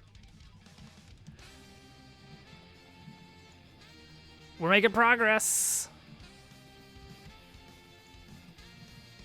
It's looking like it could, yeah, you know what? I was thinking tonight, while I was trying to figure out, okay, exactly what are we gonna knock out? And I was like, all right, for the Blender stuff, I want to add the trees and the mountains from Dabble Worlds. That's all I want to do. And I think that's gonna make a difference. Like the little weird polygon stuff, that's not cutting it. It doesn't look like Dabble Worlds. But now it's like, oh, wait a second.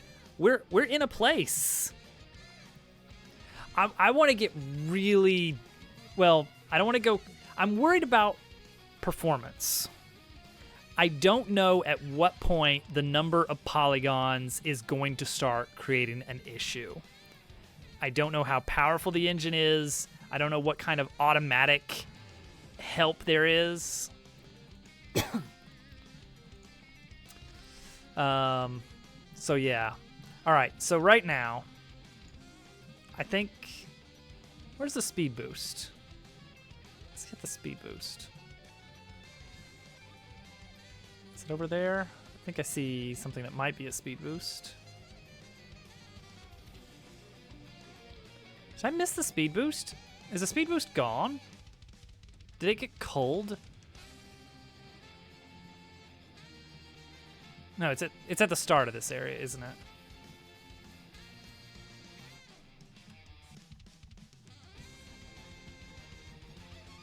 Yeah, I think we need to bring the mountains down.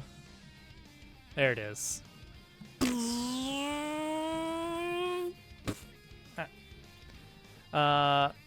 These extra hills, they're cool. They're gonna look really good when they're textured. They're maybe a little bit big because you can't really see the backdrop much. I think we need to bring these down about half their current size. Similarly, the mountains are too high. It's hard to gauge how much they're too high by.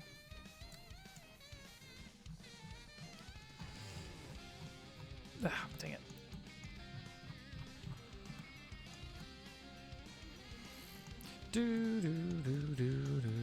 I think that the cylinder trick worked out pretty well. That is the effect I was wanting to go for there, and it worked flawlessly, really.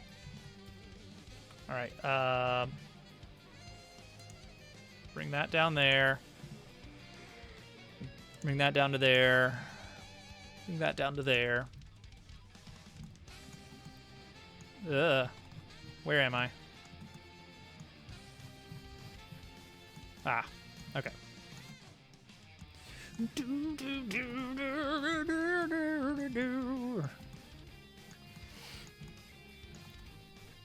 I don't think this will be that hard to do either.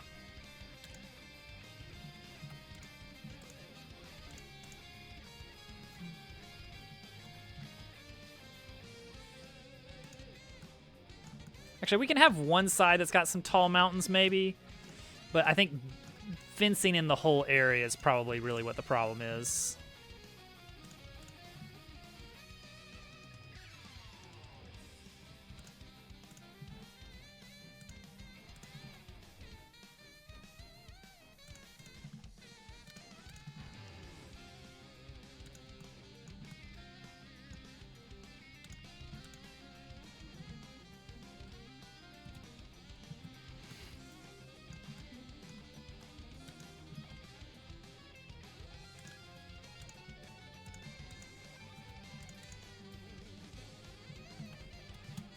Flatten those out.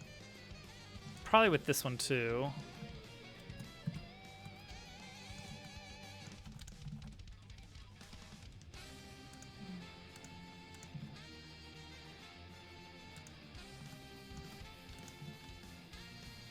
not there. This one. Yeah. All right, and these small ones, we'll bring all of these down. Do, do, do, do, do, do.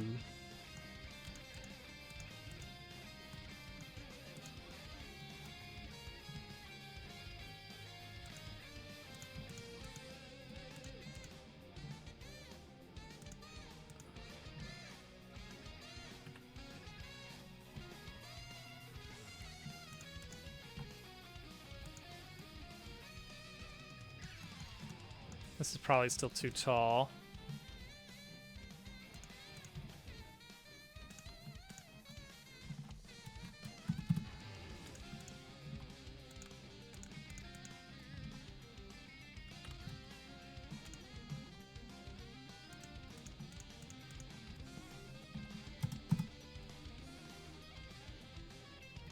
Okay.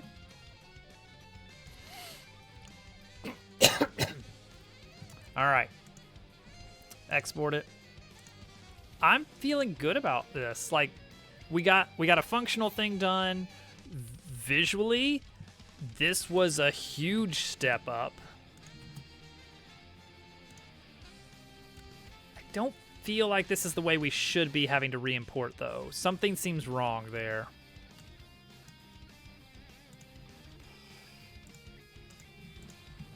Okay, let's check it out. Oh, that's it. That's it. I can see the sky. That's all I needed. Oh, that looks good. Hang on, that looks good. Get some cool little decorations up there. Like stuff you might see in a Dabble Worlds level. Get some, get a baseball rolling around up there. Okay, this, I didn't expect it to like just outright stop when you land. I'm not 100% sure why. I wonder if it's kind of clipping into the ground slightly. We'll have to look into that. This looks okay. Honestly, I'm digging it. You get this, you get the sense of scale. Like, yeah, you're driving around in Dabble Land or whatever. And this, then you gotta go around this way, catch the speed boost over here. Yeah. We'll add a little bit of areas with some, a little bit of vertical interest, so it's not just like a flat track with one big lower area. Yeah. Look at this. Heck yeah. Now, one thing that I am interested in, and I don't know if this is going to get the effect I want. I'm wondering if when you're going uphill, or downhill for that matter, if the camera should kind of follow the cart's vertical tilt. That is to say that when you're heading uphill, the cart kind of like rocks backward to follow you. Like you stay in the same spot within the screen, but it's like you'll see more of the sky when you're going uphill and more of the ground when you're going downhill. Like there's really only one place to really see that in action, and that's this hill up here. Boom. Also, I was thinking of, I want to try and maybe tilt the cart proportional to its vertical speed as well. So right here at this part, like it tilts up maybe a little bit, and then rewrites itself here. Maybe have that on like a pretty heavy lerp, so it's kind of sluggish to do that. So it maybe like will gradually do so. So if you're doing like a quick bump, it'll like wiggle a little bit and that's it. It's only when you're on like a hill for an extended period of time that it'll really start to pan up. And the reason for that is because we want to get that one moment where you're coming around the bend right around here, and we pan up a little bit more to the sky to see the kind of the joke moment of the back face of the screen where the level is being edited.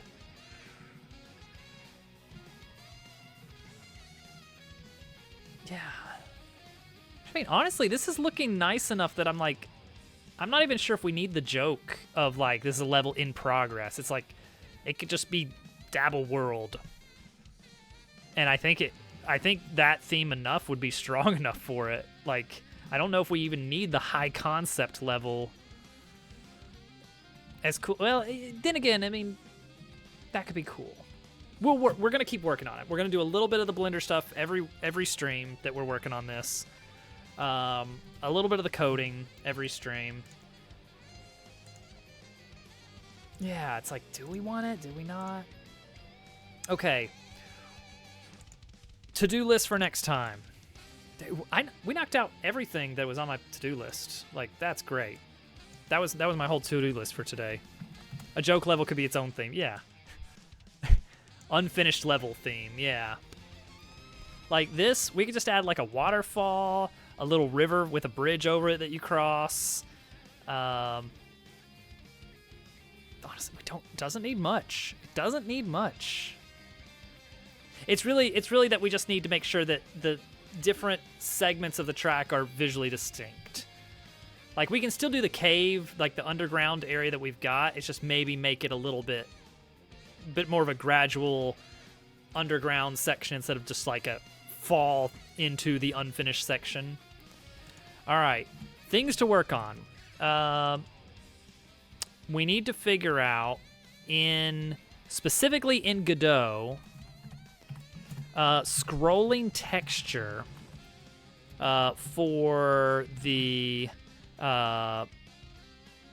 booster decal, so that arrow is like animated. I want that to be animated. I think that'll look really cool. Also in Godot for the speed boost, I don't know if we want to do an FOV change, but we'll look into seeing if that looks okay or not. Also, tilt camera on hill. That would be cool. These are all small things that I don't think will take too long. The scrolling texture, I'm not really sure what to do, but the other things I think should be fairly straightforward. In Blender, what do we want to, like, we've got a whole unfinished track. I guess in Blender, I think the right thing to learn next is shader nodes. So that we can get those tiling textures looking like proper Dabble Worlds levels. I think that's really gonna sell the thing. We may even want to keep the checkerboard for the grass, like not this shade obviously, but instead of doing a flat grass color like Dabble Worlds have it checkerboard between two greens. Very green hills, but honestly, there's a lot of inspiration from Sonic and Kirby for that matter. So you get a little bit of green hills and a little bit of green greens. But the tile set is heavily inspired by that, so no surprises there. I don't like how I don't like this. Something's going on there that I'm not a fan of. We need to check what's going on with that. Ow, raid! But yeah, I think tiling textures, that's the big thing to look into. Green time. I'm also gonna put on to my list. It doesn't have to be next stream, but I wanna take another look at the what is it? Cones. The cones physics. I want these to be physics objects that do not interact with the actual rigid body of the player at all. They're going to be fake physics objects. I want to see what we have available for us to work on that with. Like, how can we accomplish that? Something that's like, is it basically just a trigger that just launches a magic object that doesn't collide? Something along those lines. Because I want to reuse that for all sorts of goofy things that you can bump into them and then they just go flying in hilarious ways. I just think that's a fun staple of like the 64 era of like racing games. Not necessarily kart racers, but it was very popular in a lot of like more realistic racers of the 64 era. Oh, something I didn't show off is that I finally figured out how to do what is effectively prefabs in Blender. Oops. And the result is that, like, if I do this, it's like it edits all the trees, which is really good because that means I can, like, make a placeholder tree, put it in a lot of places, and then go back to clean it up later. So I think we want to make more of those kinds of objects. Maybe a guardrail. Maybe a bridge. Things that we can use in lots of places in the level. They don't have to be perfect right off the bat, but it's just something that we can plop down just to start fleshing things out a bit. Also, we are going to need to work on invisible walls at some point. And rough terrain. I don't even know where we want to do I don't know how we want to do invisible walls. I'm not sure if that's something that we want to set up on the Blender scene to make it easier to edit, or if that's something that we're adding in after the fact in Godot. But yeah, I think starting to frame the track a little bit more would be nice. Like, not just guardrails, but like a few of these little like random hilly areas that are just smaller scale. That would look good. So you go kind of past an area with like a nice little hill, that kind of thing. All right. Let's get out of here. I think, yes, Dove is on. That's what I was looking for. Perfect. I love it when our little circle is online, because then I can just raid in and leave like whenever I want and not feel rude. That's really what it boils down to. This was a fun stream. Anytime that I feel like I'm actually learning things on a project, I'm having a blast. I just want you guys to know. This is really coming together. Look, it's our world. It's Dabble World. These mountains look too dark. I don't care right now. This is great. Also, I was hanging out in Big Boy Games stream, and the way he described Godot's built-in multiplayer nodes, I'm thinking it may be possible to actually get real multiplayer working in this. Don't hold me to that, but I think there's a chance. I still need to research it. I have so much more to learn first before I dip my toes into multiplayer, but I want you guys to know that there's a chance we could actually get multiplayer kart racing working, and that's got me excited. Okay, bye. Have fun. See you guys in Germ's stream. Okay.